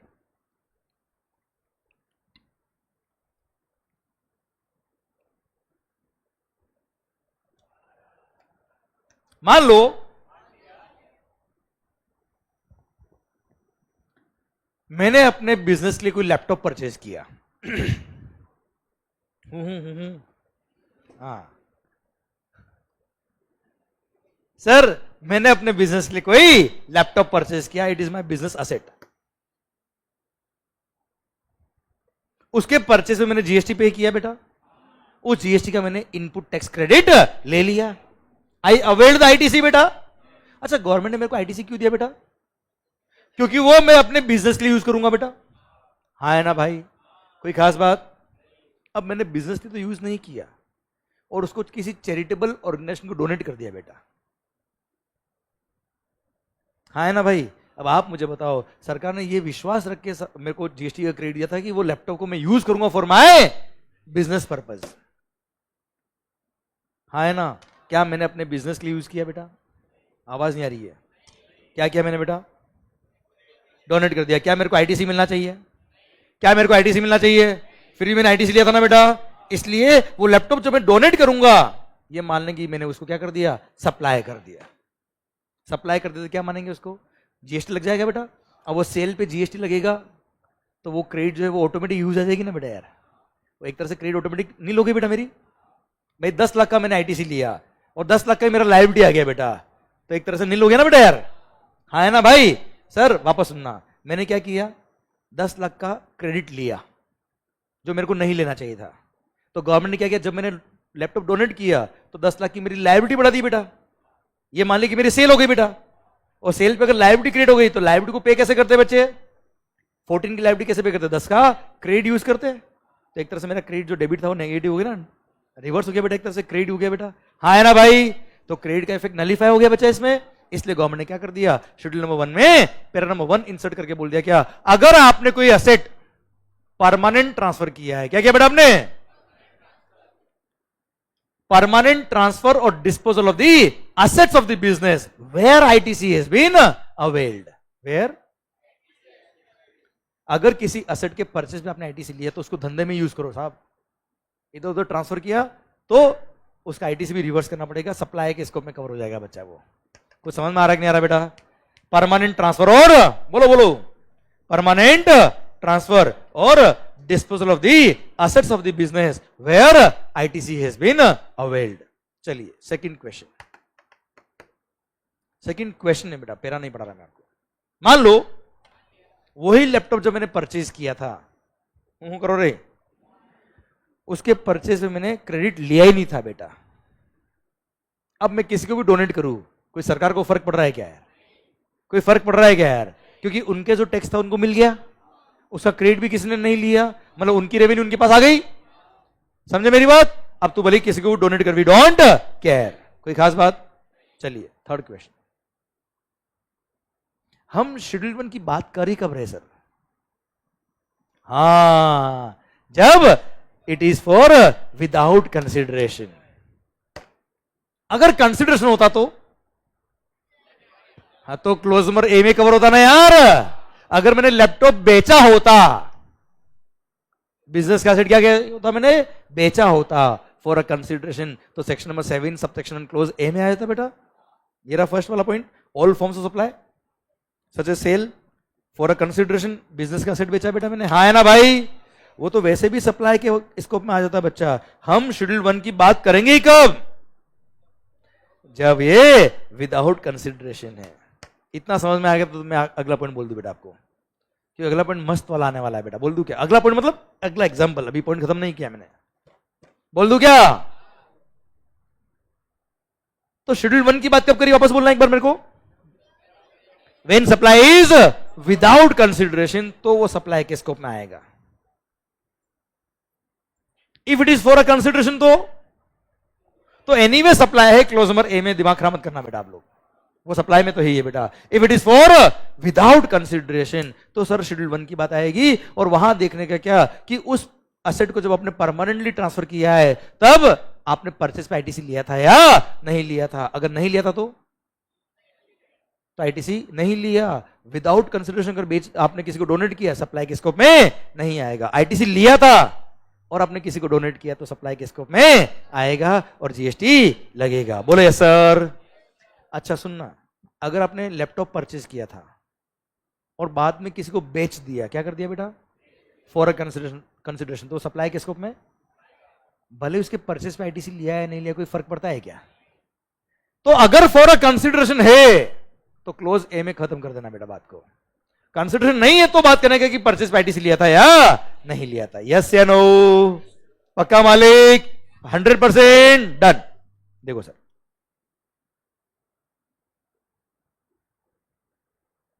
ये रहा लैपटॉप परचेज्ड। ओ शरी देखना, लैपटॉप परचेज्ड, मैंने सब एग्जांपल दे रखे बेटा आपको बुक के अंदर, मैं आपको कह रहा हूं ना सर, आप केवल एक रीड करके आइए, आपको विद एग्जांपल मिलेगी, मेरी गारंटी। दीपिका पादुकोण भी मिलेगी बेटा इसमें आपको, ये नेटफ्लिक्स भी मिल गया बेटा आपको, है ना सर। ये देखिए मेंबरशिप फी भी मिला है बेटा आपको। अरे क्लियर, ये वो सीए ने पेंटिंग बना के बेची, याद है बेटा आपको, ये रहा पेंटिंग वाला। सर दीपिका पादुकोण याद है बेटा आपको, ये रही दीपिका पादुकोण बेटा। क्लियर, दर्शन सर मिले बेटा आपको, पर्सनल कार भी आपको मैंने एग्जांपल दिया ना बेटा, सब मिलने वाले बेटा आपको। समझा आप मेरी बात बच्चों? क्लियर। इसलिए आप केवल शिद्दत से सुनिए, मेरी गारंटी है मैं आपके दिल तक टॉपिक उतार के रखूंगा बेटा, और ये सारे पॉइंट आपको यहाँ मिल जाएंगे। आप जब पढ़ेंगे आपको लगेगा ये भी मेरे को आता है, ये भी मेरे को आता है, सब मैंने कवर किए सर। बहुत ही इन डेप्थ सर सोच समझने की बात ये बुक ड्राफ्ट करी हुई है सर। ओके सर, सुनना बात ध्यान से। मालिक ये रहा, लैपटॉप परचेज किया। क्या परचेज किया मैंने बेटा? आईटीसी अवेल किया, आईटीसी अवेल किया। अब सुन, अब मैंने आईटीसी अवेल किया, तो अगर बेचा होता फॉर अ कंसिडरेशन तो हमेशा सप्लाई है। अगर विदाउट कंसिडरेशन भी बेचा होता बेटा तो अभी सप्लाई के स्कोप में आएगा, क्योंकि मैंने आईटीसी अवेल किया, हाँ है ना बेटा। इसलिए सोल्ड विथ और विदाउट कंसिडरेशन हमेशा सप्लाई होगा, अगर मैंने परचेज पे आईटीसी लिया तो। पर परचेज पे अगर आईटीसी नहीं लिया था और अगर विदाउट कंसिडरेशन बेचा है, क्या बेचा है बेटा मैंने? अच्छा, विथ कंसिडरेशन होता तो हमेशा सप्लाई होता, भले आईटीसी लिया या नहीं लिया। विदाउट कंसिडरेशन में तो सप्लाई तभी होता जब मैंने परचेज पे आईटीसी लिया होता। इसलिए अगर आईटीसी नहीं लिया तो सप्लाई के स्कोप में नहीं आएगा, if it is without consideration. बेटा बोलो यस सर, कुछ समझ में आ रहा है बेटा? तो ये सब मैंने ड्राफ्ट किए हुए आपके लिए बच्चों। बस पॉइंट इज दैट आप यहां शिद्दत से सुनिए, समझिए उस चीज को। क्लियर, समझा मेरी बात? Done sir. ध्यान देना बेटा, इन केस ऑफ जीएसटी, क्या बोला सर? अब मैंने एक दो एग्जांपल दे दिए, जैसे गुड्डू भैया, नाम सुना बेटा आपने? हाँ जी सर, अरे आपको मजा आएगा, अरे आप पढ़ो तो सही एक बार। गुड्डू भैया and company donates old AC to charitable schools. मैंने लैपटॉप का एग्जांपल दिया या मैंने एसी लिख दिया बेटा। This will qualify as supply if input tax credit has been availed by Guddu भैया and company on purchase of such AC. अगर आईटीसी नहीं लिया होता तो सप्लाई नहीं होता। समझे आप मेरी बात बच्चों? ये सब एग्जांपल आपको मिलने वाले हैं सर, आप बस ध्यान में रखिए बेटा। यहां तक क्लियर? आवाज नहीं आ रही हुई तो इन केस ऑफ जीएसटी क्या पढ़ रहे हैं बेटा? हम क्या पढ़ रहे हैं? अगर ट्रांजैक्शन विदाउट कंसिडरेशन वाला है वो भी सप्लाई होगा, अगर शेड्यूल 1 में कवर होता है तो उसका पैरा नंबर 1 हमने पढ़ा है। कोई टफ नहीं सर। पैरा नंबर 2 बोलता है क्या? अगर कोई गुड्स और सर्विस और बोथ, अगर कोई गुड्स और सर्विस और बोथ, अगर किसी पर्सन ने सप्लाई किया अपने रिलेटेड पर्सन को, किसको बेटा? चलो पहले मैं यहां बोलता हूं फिर उधर देखिएगा बेटा। सप्लाई ऑफ गुड्स और सर्विस और both by a person to his related person और अ डिस्टिंक्ट पर्सन और इन द कोर्स और furtherance of his business, in the course और furtherance of his business, although it is without consideration, फिर भी supply होगा। और supply है तो क्या लग जाएगा बेटा? जीएसटी। वापस बोलूं बेटा मैं, सप्लाई ऑफ गुड्स और सर्विस और बोथ, क्या बोला मालिक? सप्लाई ऑफ गुड्स और सर्विसेज और both by a person to his related person और अ डिस्टिंक्ट पर्सन। अभी डिस्टिंक्ट क्या छोड़ो बेटा आप, ठीक है, क्योंकि आपके लिए वर्ड नया है, मैं डिफाइन करूंगा तो समझ में आएगा बेटा। सप्लाई ऑफ गुड्स और सर्विस और both by a person to his related person और a distinct person in the course और फर्दरेंस ऑफ हिज बिजनेस, वो सप्लाई होगा। अब अपने रिश्तेदारों से आपने पैसा नहीं लिया तो भी सप्लाई के स्कोप में आएगा, सीधे बात ये है। If it is in the course और furtherance of business, if it is in the course और फर्दरेंस ऑफ हिज बिजनेस तो सप्लाई के स्कोप में आएगा। और सप्लाई के स्कोप में आएगा तो क्या लगेगा बेटा? जीएसटी। अरे क्लियर, समझे मेरी बात? ओके सुनना, एग्जाम्पल दू बेटा, एग्जाम्पल दू। जैसे मैं क्या बनाता हूं बेटा? मार्कर्स। ए होशियारी, क्या बनाता हूं बेटा मैं? मार्कर्स।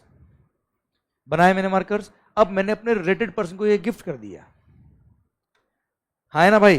रिलेटेड पर्सन को मैंने ये गुड्स दे दिया बेटा without any consideration, but since it is in the course और furtherance of my business, supply के स्कोप में आएगा और सरकार को जीएसटी पे करना पड़ेगा।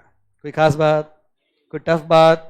मैंने आप लोगों को पढ़ाया बेटा, मैंने अपने रिलेटेड पर्सन को पढ़ाया, क्लासरूम में बैठा के बेटा इन द कोर्स और फर्दरनेस ऑफ माय बिजनेस, सप्लाई के स्कोप में आएगा, और सप्लाई के स्कोप में आएगा क्या लग जाएगा बच्चे, जीएसटी।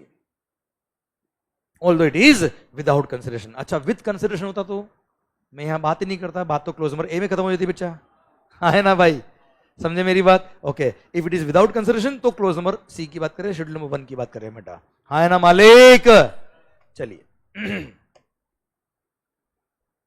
मान लो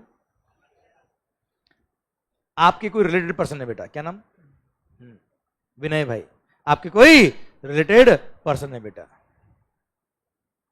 उनको कोई दुख है बेटा जीवन में, आपसे बात करी उन्होंने, आपने उनके सारे दुख और बढ़ा दिए बेटा। सर सुनना, दुख सारे दर्द खत्म कर दिए उनके बेटा। क्या कोई फीस दी आपने? क्या फीस ली उनसे आपने? नहीं, तो क्या जीएसटी लगाएंगे? नो, विदाउट कंसिडरेशन ना, रिलेटेड पर्सन को है, विदाउट कंसिडरेशन है, but is it in the course और फर्दरेंस ऑफ बिजनेस? दुख दर्द मैंने बताया, हाँ है ना भाई? क्लियर? सर सुनिए मेरी बात को ध्यान से, जहां पे भी रिलेटेड पर्सन आएगा वहां इन दी कोर्स और फर्दरेंस ऑफ बिजनेस होना ही पड़ेगा, वरना दो घर वालों का आपस में बात करना बंद हो जाता है। वाइफ हस्बैंड से पूछती है कि बताओ ना इस केस में क्या करें, I can't answer you, why? Otherwise GST will be charged. हाँ है ना भाई? कोई एडवाइस दी, लग गए जीएसटी बेटा, हाँ है ना भाई? इसलिए रिलेटेड पर्सन के केस में ये सप्लाई के स्कोप में आएगा only if it is in the course और फर्दरेंस ऑफ हिज बिजनेस। कुछ समझ में आ रहा है कि जा रहा है? पक्का ना? लॉजिकल समझ में आ रहा है ना यार आपको? क्लियर? तो सप्लाई ऑफ गुड्स और सर्विस और बोथ, क्या बोला बच्चे? बोलो बोलो बोलो, सप्लाई ऑफ गुड्स और सर्विस और both by a person to his related person और a distinct person in the course और फर्दरेंस ऑफ हिज बिजनेस, वो भी सप्लाई के स्कोप में आएगा, although it is without consideration, but it should be in the course और furtherance of business. यहां तक क्लियर? अब सबसे पहले आपको और मेरे को समझना पड़ेगा रिलेटेड पर्सन क्या होता है बेटा, पढ़ लें बेटा। अच्छा कौन होता है रिलेटिव, बताओ मुझे आप, 2-3 नाम तो बताओ आप। स्पाउस बेटा, सबसे पहले वो याद आई बेटा। अब शर्म आई तो बोल, पेरेंट्स भी बोलने लगे बेटा लोग, बच्चे, वेरी गुड बेटा। चलो सर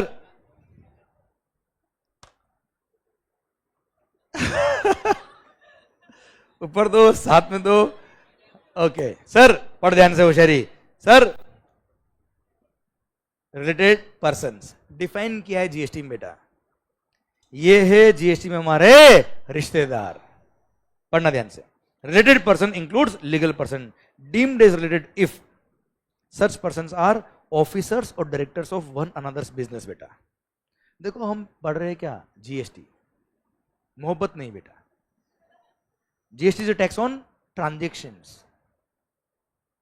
डायरेक्टर अगर आप किसी कंपनी के हो, ऑफिसर लेवल पे काम कर रहे हो, तो उस कंपनी के ट्रांजेक्शंस को आप अफेक्ट कर सकते हो बेटा, इसलिए आपको रिलेटेड पर्सन मान लिया गया, हाँ है ना भाई? उस एंगल से सोचिए बेटा। फिर they are legally recognized partners, such persons are employer and employee. A third person controls, holds, owns directly or indirectly at least 25% of the voting stock or shares of both. मतलब क्या, इधर देखना, मान लो ये है कौन, मिस्टर एम। कौन है बेटा? Mister M. ये कौन है? A limited. ये कौन है? जेड लिमिटेड बेटा। क्लियर? बी के शेयर नहीं थे बेटा उसकी वजह में, क्या है? तो सर ए लिमिटेड और जेड लिमिटेड। मिस्टर एम के पास ए लिमिटेड के 25% शेयर है, मिस्टर एम के पास जेड लिमिटेड के भी 25 या उससे ज्यादा कुछ शेयर है बेटा।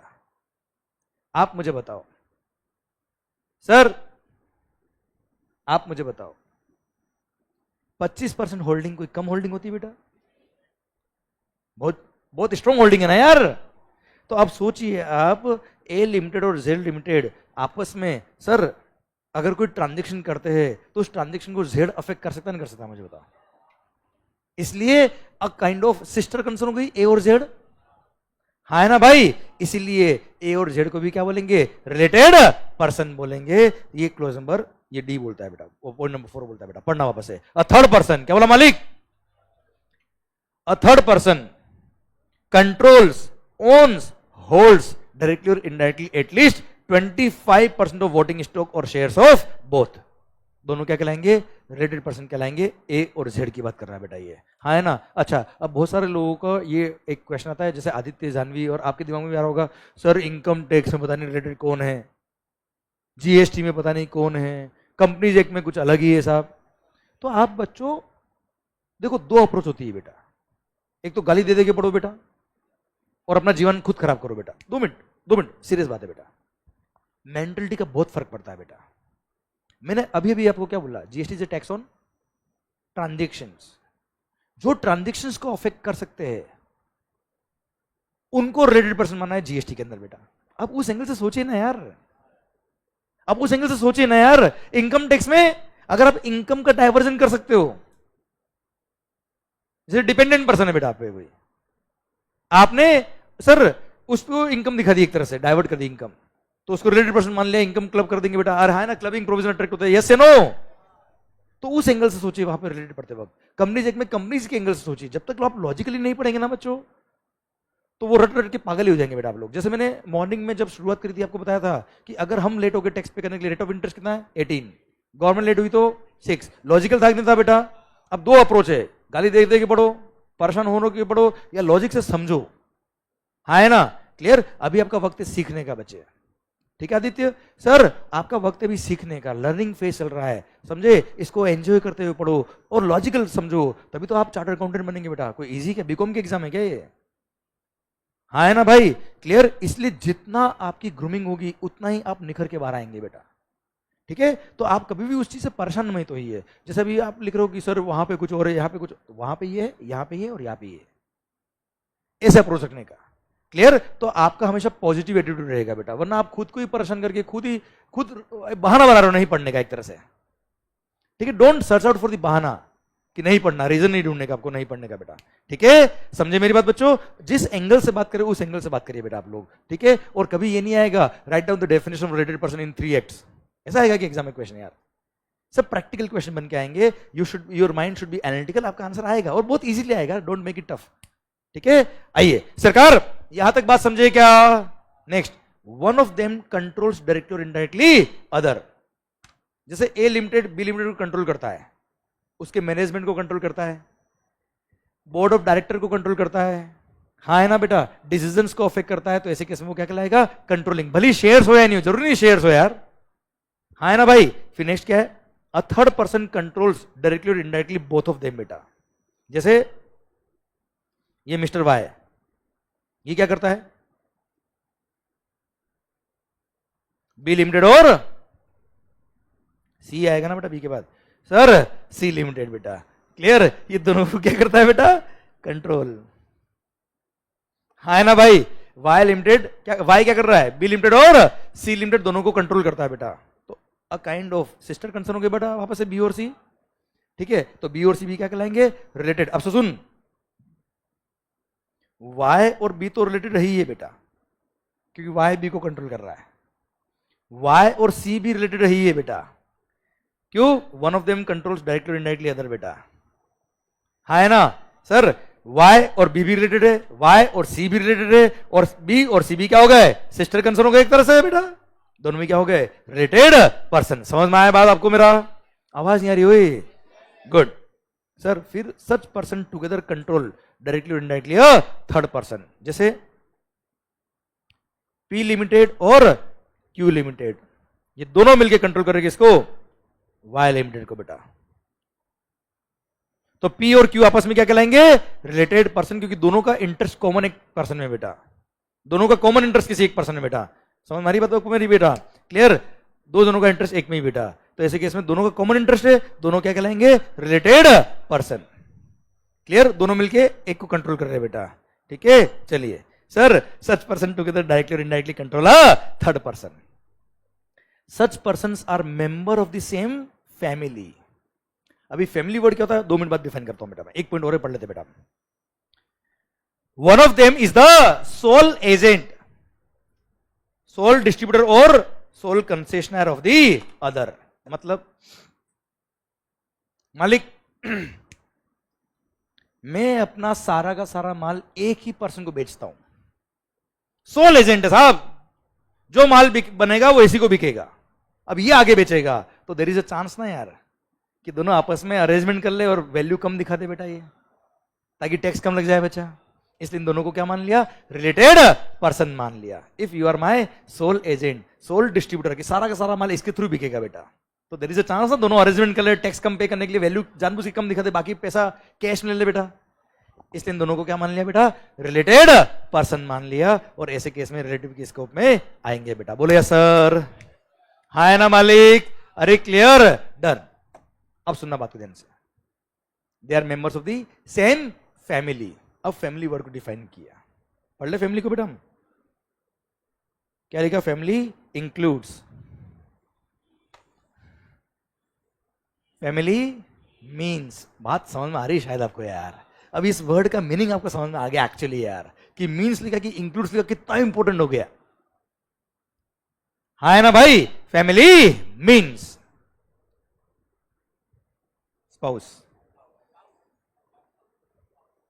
स्पाउस, है ना sir, family means spouse and children of the spouse, है ना, दोनों के चिल्ड्रन, दोनों के होंगे, अकेले कैसे हो सकते हैं, डिपेंड्स, डिपेंड्स सर सर सुनना बात को ध्यान से, family means spouse and children of the person, 2 minute समझना। And most respected parents, grand parents, ध्यान से, ब्रदर्स एंड सिस्टर्स, पर ध्यान से, they are related only if they are wholly or mainly dependent on the said person। मतलब sir parents, grand parents, brother sister, अच्छा मैं बात कर रहा हूं brother sister real, obviously cousin की बात नहीं कर रहा बेटा, और ब्रदर सिस्टर भी कब, और पेरेंट्स और ग्रैंड पेरेंट्स भी कब, इफ दे आर होली और mainly dependent on the said person, तब जाके वो रिलेटेड कहलाएंगे, वरना वो रिलेटेड नहीं कहलाएंगे। हाँ है ना भाई, समझ में आ रही बात आपको मेरी, क्लियर, समझे? तो इफ दे आर मेनली और Holi dependent on the said person, तो ही रिलेटेड कहलाएंगे। मान लो पेरेंट्स का खुद का अपना बिजनेस है बेटा, आपका अपना खुद का बिजनेस है, they are not related, dependent नहीं है, रिलेटेड नहीं। ब्रदर लॉयर है, ब्रदर लॉयर है, आपका अपना बिजनेस है बेटा, रिलेटेड नहीं है। कहते ना ओ भाई तू तेरे रास्ते, मैं मेरे रास्ते, तू मेरा रिश्तेदार नहीं, आगे लिख देना for the purpose of GST. हाँ है ना भाई, समझे मेरी बात, वरना भाई बड़ा होगा तो मारेगा बेटा, सर बहन छोटी होगी तो वैसे ही मारती बेटा। अरे क्लियर सर, यहां तक क्लियर, पक्का बच्चों? वापस सुनना बेटा ध्यान से, 1 मिनट। बच्चे के लिए पेरेंट्स रिलेटेड होंगे अगर पेरेंट्स इस पे डिपेंडेंट है तो बेटा, पर पेरेंट्स के लिए बच्चे हमेशा क्या होते हैं, रिलेटेड होते हैं बेटा, डिपेंडेंट हो या ना हो। वापस बोलो बेटा, स्पाउस, स्पाउस भले आप पे डिपेंडेंट हो या आप उस पे डिपेंडेंट हो बेटा, या दोनों ही इंडिपेंडेंट हो बेटा, है ना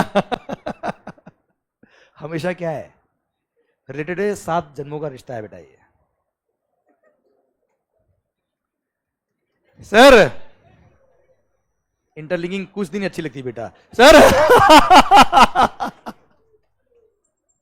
ध्यान दो इधर, सर अगर मोहब्बत नहीं है तो सुनना, सर स्पाउस, क्या बोला सर, स्पाउस, ध्यान दीजिए बेटा, एंड चिल्ड्रन, बच्चों ध्यान दो, पेरेंट्स के लिए चिल्ड्रन हमेशा क्या है, रिलेटेड है, पर चिल्ड्रन के लिए पेरेंट्स तभी रिलेटेड है अगर वो पेरेंट्स उस चिल्ड्रन पे क्या है, डिपेंडेंट। मेरी बात समझ में आ रही है यार? आपके लिए आपका बिजनेस है बेटा, आपके बच्चे जो होंगे वो हमेशा आपके क्या है, रिलेटेड, पर आपका बिजनेस है, आपके पेरेंट्स आपके रिलेटेड तभी कहलाएंगे अगर वो आप पे क्या है, डिपेंडेंट। खुद पे लेके देखो बेटा, जल्दी समझ में आएगा। हाँ है ना भाई, क्लियर? आपकी स्पाउस हमेशा आपके लिए, देख जल्दी समझ में आना बेटा, देख, अरे क्लियर, समझे मेरी बात, डन। सो यहां तक पॉइंट समझ में आया है क्या? समझे? Done. So in case of GST क्या बोला बच्चे? मैंने यहां पे बताया हर वो जगह जहां आप गलती कर सकते हो एग्जाम में बेटा, मैंने लिखा है अटेंशन, ये लोग डिपेंडेंट होंगे तो ही रिलेटेड होंगे। ये सब मैंने बातें लिखी है, छोटी छोटी बातें बहुत काम आती है रिवीजन में बेटा। पता है क्वेश्चन 2-3 बार आया एग्जाम में, इतना इमोशनल कर देता है क्वेश्चन कि हम उस भाई पे लूट जाते हैं बेटा पूरे, कि सर एबीसी मिस्टर XYZ, उसके किसी डेटर ने पैसा नहीं दिया, पेमेंट नहीं कर रहा, तो उसका भाई जो है उसका एडवोकेट है बेटा, उसने रिकवरी का लेटर लिखा उस डेटर को बेटा, या कोई लीगल नोटिस भेजा उस डेटर को बेटा, जिसके लिए उस भाई ने आपसे कोई फीस नहीं ली। बताओ सप्लाई के स्कोप में आएगा कि नहीं आएगा? नहीं आएगा, क्योंकि भाई आपका रिलेटेड ही नहीं है बेटा, क्योंकि भाई डिपेंडेंट नहीं है। क्यों? भाई एडवोकेट है, आपका अपना बिजनेस है, मतलब you are not dependent, both are independent. और ब्रदर आपका रिलेटेड तभी होगा if they are dependent on you बेटा। बस ये तो गलती होती है इमोशन में बेटा एग्जाम में।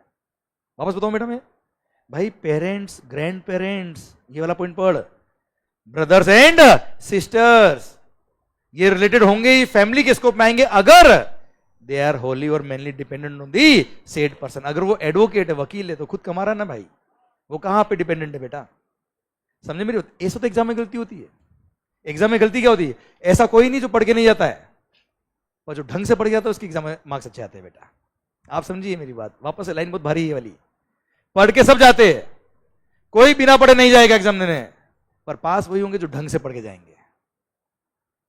समझे मेरी बात? Course completion should not be a target. Clear? I hope you are getting the point. और गलती हुई तो क्या सोचने का, मजा आ गया, यस, ठीक है, समझे मेरी बात? यस। और this is actually the question, आपको क्वेश्चन बुक में मिल जाएगा बेटा, ये वाला क्वेश्चन, सेम क्वेश्चन 2 बार आया हुआ एग्जाम में। क्लियर मालिक? तो सर रिलेटेड पर्सन की डेफिनेशन समझ में आएगी आपको? आवाज नहीं आ रही ओए? पक्का? ओके, तो सप्लाई ऑफ गुड्स और सर्विस और बोथ, क्या बोला बच्चे? आवाज ढंग से नहीं रही। सप्लाई ऑफ गुड्स और सर्विस और both by a person to his related person or a distinct person in the course or furtherance of his business, although it is without consideration, supply के स्कोप में आएगा। Supply के scope में आएगा क्या लग जाएगा? जीएसटी। अच्छा, if it is for a consideration तो क्लोज ए में आ जाएगा साहब, बात नहीं करने का है तो आपको। क्लियर? समझे मेरी बात? पक्का? ओके, तो रिलेटेड पर्सन क्या होता समझ में आ गया बच्चा आपको? पर सर आपने रिलेटेड पर्सन की डेफिनेशन में पढ़ा है, एम्प्लॉयर और एम्प्लॉय भी क्या है? Employer and employee are also related person बेटा,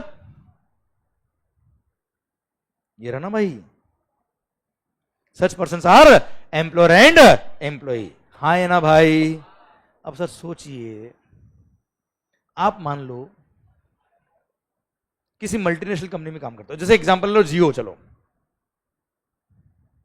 जियो नहीं,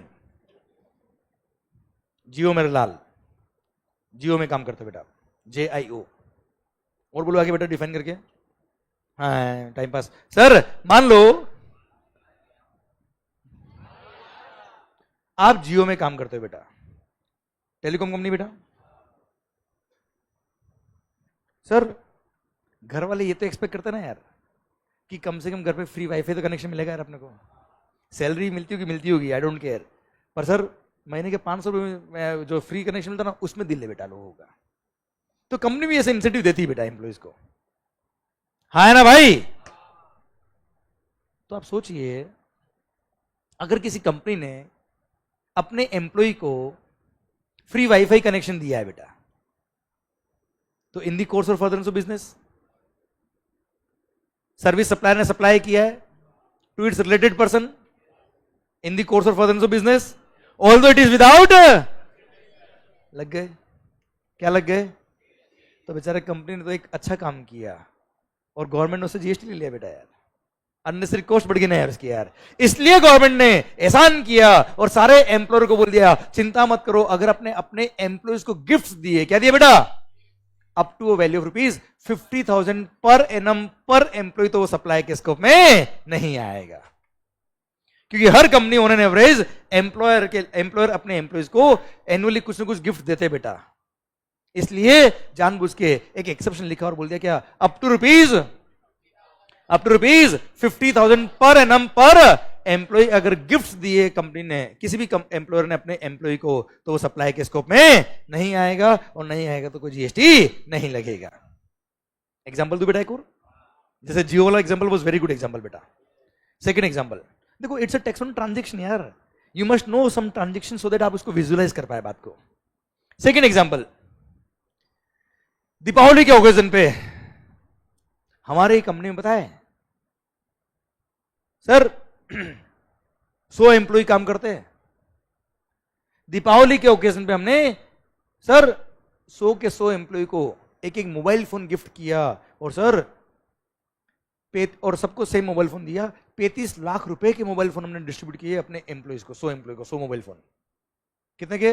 35 लाख रुपए के बेटा, सब मिला के। बताओ सप्लाई के स्कोप में आएगा कि नहीं आएगा साहब? क्यों? 35 लाख रुपए के मोबाइल फोन से, हाँ तो 35 लाख के 100 मोबाइल है बेटा। 100 mobile divide by 35 lakh divide by 100 कितना हो गया बेटा? 35,000 पर एनम पर एम्प्लॉय है बेटा। ये सप्लाई के स्कोप में नहीं आएगा, इस पे कोई जीएसटी नहीं लगेगा। This was the exam question CA final बेटा। बोलो तो यार, जीएसटी एक्ट जो आपके सिलेबस में है वो है, जो नहीं है टॉपिक वो नहीं है। हाँ है ना भाई? अब ये टॉपिक इसमें भी आता है, फाइनल में भी आता है, इंटर में भी आया है, आरटीपी में बेटा ये क्वेश्चन। अरे क्लियर? समझे मेरी बात बच्चों? आवाज नहीं आ रही हुए? डन। टफ था क्या? टफ था क्या? नहीं। समझे मेरी बात? Sir in case of GST क्या बोला बच्चे? सप्लाई ऑफ गुड्स और सर्विस और बोथ। क्या बोला मालिक? सप्लाई ऑफ गुड्स और सर्विस और both by person to his related person or a distinct person in the course or furtherance of his business is supply although it is without consideration। पर किसी employer ने अपने employ को gift दिए up to value of rupees 50,000 per annum पर employ, तो supply के scope में नहीं आएगा। क्लियर? अब बात आती है क्या सर, आखिर डिस्टिंक्ट पर्सन क्या होते हैं? आखिर ये डिस्टिंक्ट पर्सन क्या होते हैं? सर आप अगर कहे तो अभी पढ़ाऊं, आप अगर कहे तो कल पढ़ाए। बोलो क्या करने का है सर? कल? पक्का? पर यहां तक समझ में आया कि नहीं आया बच्चों? आवाज नहीं आ रही मालिक? अरे यहां तक क्लियर है कि नहीं बेटा आपको? क्लियर? डन। अच्छा सुनिए मेरी बात, अब जल्दी मत करना, 2 मिनट रुकना। अब सर ये मैंने आपको पढ़ाया पॉइंट, अब मैं आपको ये बताता था बेटा मैंने कि कंटेंट वाइज अगर मैं बुक की बात करूं तो जितने मैंने एग्जाम्पल दिए वो सारे एग्जाम्पल या उससे ज्यादा एग्जाम्पल मैंने बुक में लिखे बेटा। सो दैट क्या होता है, केवल आप उस प्रोविजन को याद नहीं करें यार। इस बुक के अंदर पता है कंटेंट जितना मिलेगा ना सर, उससे ज्यादा आपको क्या मिलेंगे? एग्जाम्पल मिलेंगे बेटा। क्योंकि जितने एग्जाम्पल्स आपको पॉइंट याद होगा उतना किसी भी प्रोविजन को याद करने से कुछ नहीं होने वाला बेटा आपको। बिकॉज एग्जाम में ये नहीं आएगा write down the definition of supply, ये कभी नहीं आएगा यार, आज तक तो नहीं आया। आपको क्या करेंगे, जैसे मैंने जितने भी आपको एग्जाम्पल दिए उसके क्वेश्चन बन के आ जाएंगे और आपको ये पूछेंगे बताओ इसमें जीएसटी लगेगा कि नहीं लगेगा। लिटरली कह रहा हूं, जितने मैंने एग्जांपल आपको दिए वही क्वेश्चन बन के आपको एग्जाम में आने वाले हैं, भले वो न्यूमेरिकल के फॉर्म में आ जाए, भले वो केस बन के आ जाए, बट यही क्वेश्चन बनेंगे बेटा आपके लिए। क्लियर? इसलिए मेरा रिक्वेस्ट क्या है आपसे बच्चों, it was a day with GST जो आपने हर ट्रांजेक्शन को सीख के पढ़ा है बेटा। अभी जीएसटी शुरुआत हुआ है बेटा आपके लिए, हाँ है ना भाई? बट आई होप आपको थोड़ा सा फेमिलियर लग रहा होगा अभी जीएसटी बेटा, ऐसा नया नया नहीं लग रहा होगा बेटा। क्योंकि सर अपना पढ़ने का और पढ़ाने का स्टाइल ऐसा है कि हर वो चीज जो आप रोज ट्रांजेक्शन देखते हो बेटा, मैं उसी से लिंक करता हूं बेटा। आपको टफ नहीं लगा होगा, बहुत भारी नहीं लगा होगा, पर धीरे धीरे आपका लेवल बढ़ता जाएगा, धीरे धीरे आप जीएसटी के माहौल में जमते जाएंगे बेटा। क्लियर? और इस तरह से हम टॉपिक को पढ़ते पढ़ते आगे बढ़ जाएंगे। But I need your concentration. जिस तरह से आपने कॉन्सेंट्रेशन अभी तक बना के रखा है, क्लियर, वही मैं आपसे एक्सपेक्ट करता हूं बच्चों। क्लियर? और वही लेवल से आपको पढ़ना है हमेशा। अच्छा अब मैं बुक से बताता हूं आपको मैंने क्या मैंने कंटेंट आपको पढ़ाया है और क्या नहीं पढ़ाया मैंने आपको बेटा। पहली बात तो ये, मैंने डायरेक्ट जो शुरुआत करी है, वैसे मैंने जो लेक्चर नंबर 1 लिया था ना बेटा आपके लिए, जो बेसिक कॉन्सेप्ट पढ़ाया था, जीएसटी क्यों आया, कैसे आया, उसके majority of the point chapter 1 में दे रखे मैंने।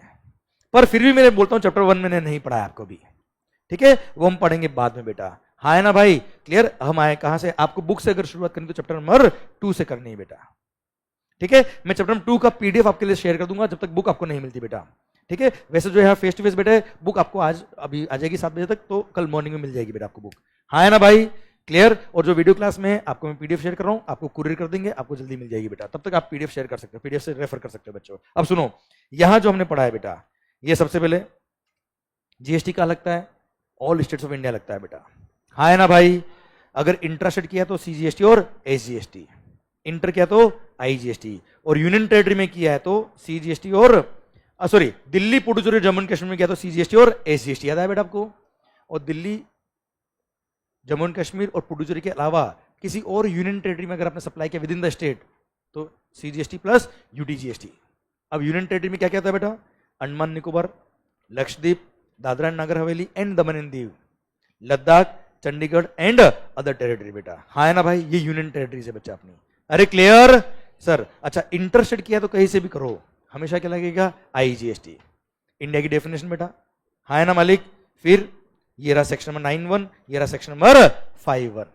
अरे यस नो सर? फिर मैंने आपको बताया क्या कि सप्लाई की डेफिनेशन बेटा, सर सप्लाई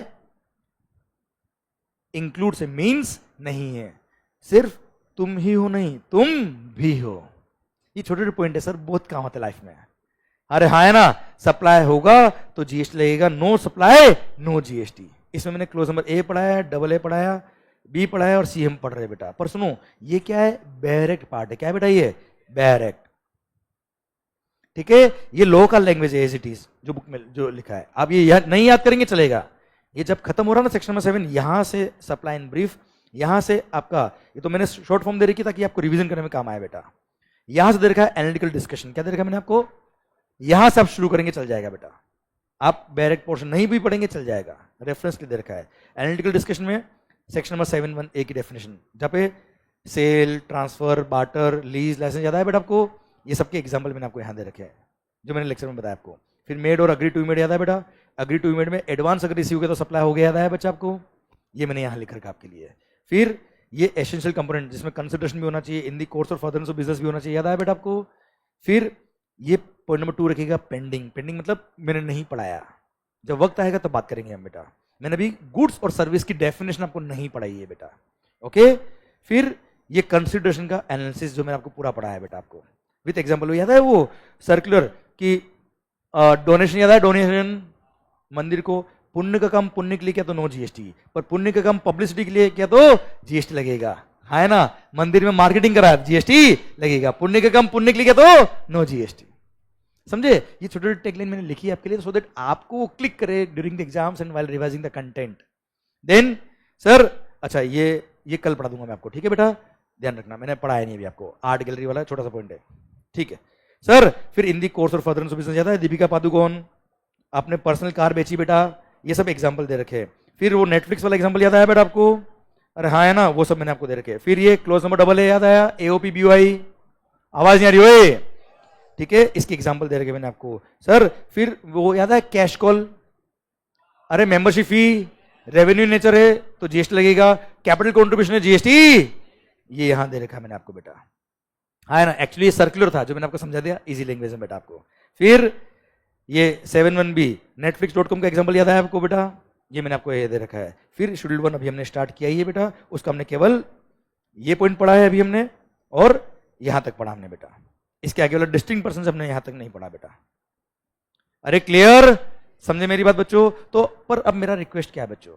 मेरा रिक्वेस्ट ये है कि इसको आपको मगअप नहीं करना है, आपको नोवेल की तरह पढ़ना है। कैसे पढ़ना है बच्चों? ठीक है, आपको लैंग्वेज याद नहीं करनी है। Do mark my words please sir, request है मेरा आपसे। बहुत सारे लोग क्या सोचते हैं कि सर हमको लैंग्वेज याद करना है क्या? Answer is no. मैं फर्स्ट लेक्चर में बोल रहा हूं, आंसर इज नो। क्या हमको मगअप करना है क्या? Answer is no. क्या डेफिनेशन याद करनी है? Answer is no. Okay clear? क्या बुक की लैंग्वेज लिखनी है? Answer is absolutely no. ठीक है, आपको क्या करना है, जो मैंने आपको इसका पीडीएफ में आपको शेयर कर दूंगा, अभी बुक शाम को आएगी इसलिए, ठीक है, पर आपको ये एक बार रीड करना है बेटा। ये क्लासरूम नोट्स की फाइल मैं ऑलरेडी आपके टेलीग्राम ग्रुप में शेयर कर चुका हूं बेटा। ठीक है, एक टेलीग्राम ग्रुप एकतम अकेडमी का भी है, एक टेलीग्राम ग्रुप मेरा भी बेटा, CA inter by CA Yashwant Mangal ऐसा लिखा हुआ है टेलीग्राम ग्रुप का लिंक। ओके, एंड जो गूगल ड्राइव पे देखेंगे लेक्चर्स, उनके लिए मैंने गूगल ड्राइव पे भी अपलोड कर दिया है बच्चों। ठीक है, और जो लाइव ऑनलाइन देख रहे हैं उनके तो ड्राइव पे अपलोड हो जाएगा, टेलीग्राम ग्रुप पे भी अपलोड हो जाएगा। प्लस जिन लोगों के लेक्चर्स कुछ मिस हुआ अभी अकाउंट्स की वजह से, तो उनके लिए शाम को 8 बजे तक अपलोड भी हो जाएगा, अपने फ्रेंड्स को आप बोल सकते हो अपनी एप्लीकेशन के अंदर बच्चों, और वैसे भी यूट्यूब पे अपलोडेड है ही है बेटा ये लेक्चर। अरे क्लियर एकतम अकेडमी के चैनल पे बेटा, हाँ है ना मालिक? पर रिक्वेस्ट क्या है, be sincere, be regular and be consistent, because consistency is the key of success बच्चों, हाँ है ना भाई? क्लियर? चलिए thank you so much, I hope you enjoyed the lecture of GST. आपको ट्रांजेक्शन समझ में आ रहे हैं, and GST is a tax on transaction. And request क्या है सर, अभी स्टार्टिंग के लेक्चर्स डबल लेक्चर हो रहे बेटा अपने, आप सेम डे रिवाइज करिए, थोड़ा वक्त लगेगा हो सकता है, पर सर उसके बाद एक बार फ्लो बन गया, माहौल ही माहौल बनने वाला है बेटा। Okay, thank you so much, all the best, and sir have a good day remaining वाला। Clear? Thank you so much बेटा, थैंक यू, बाय बाय।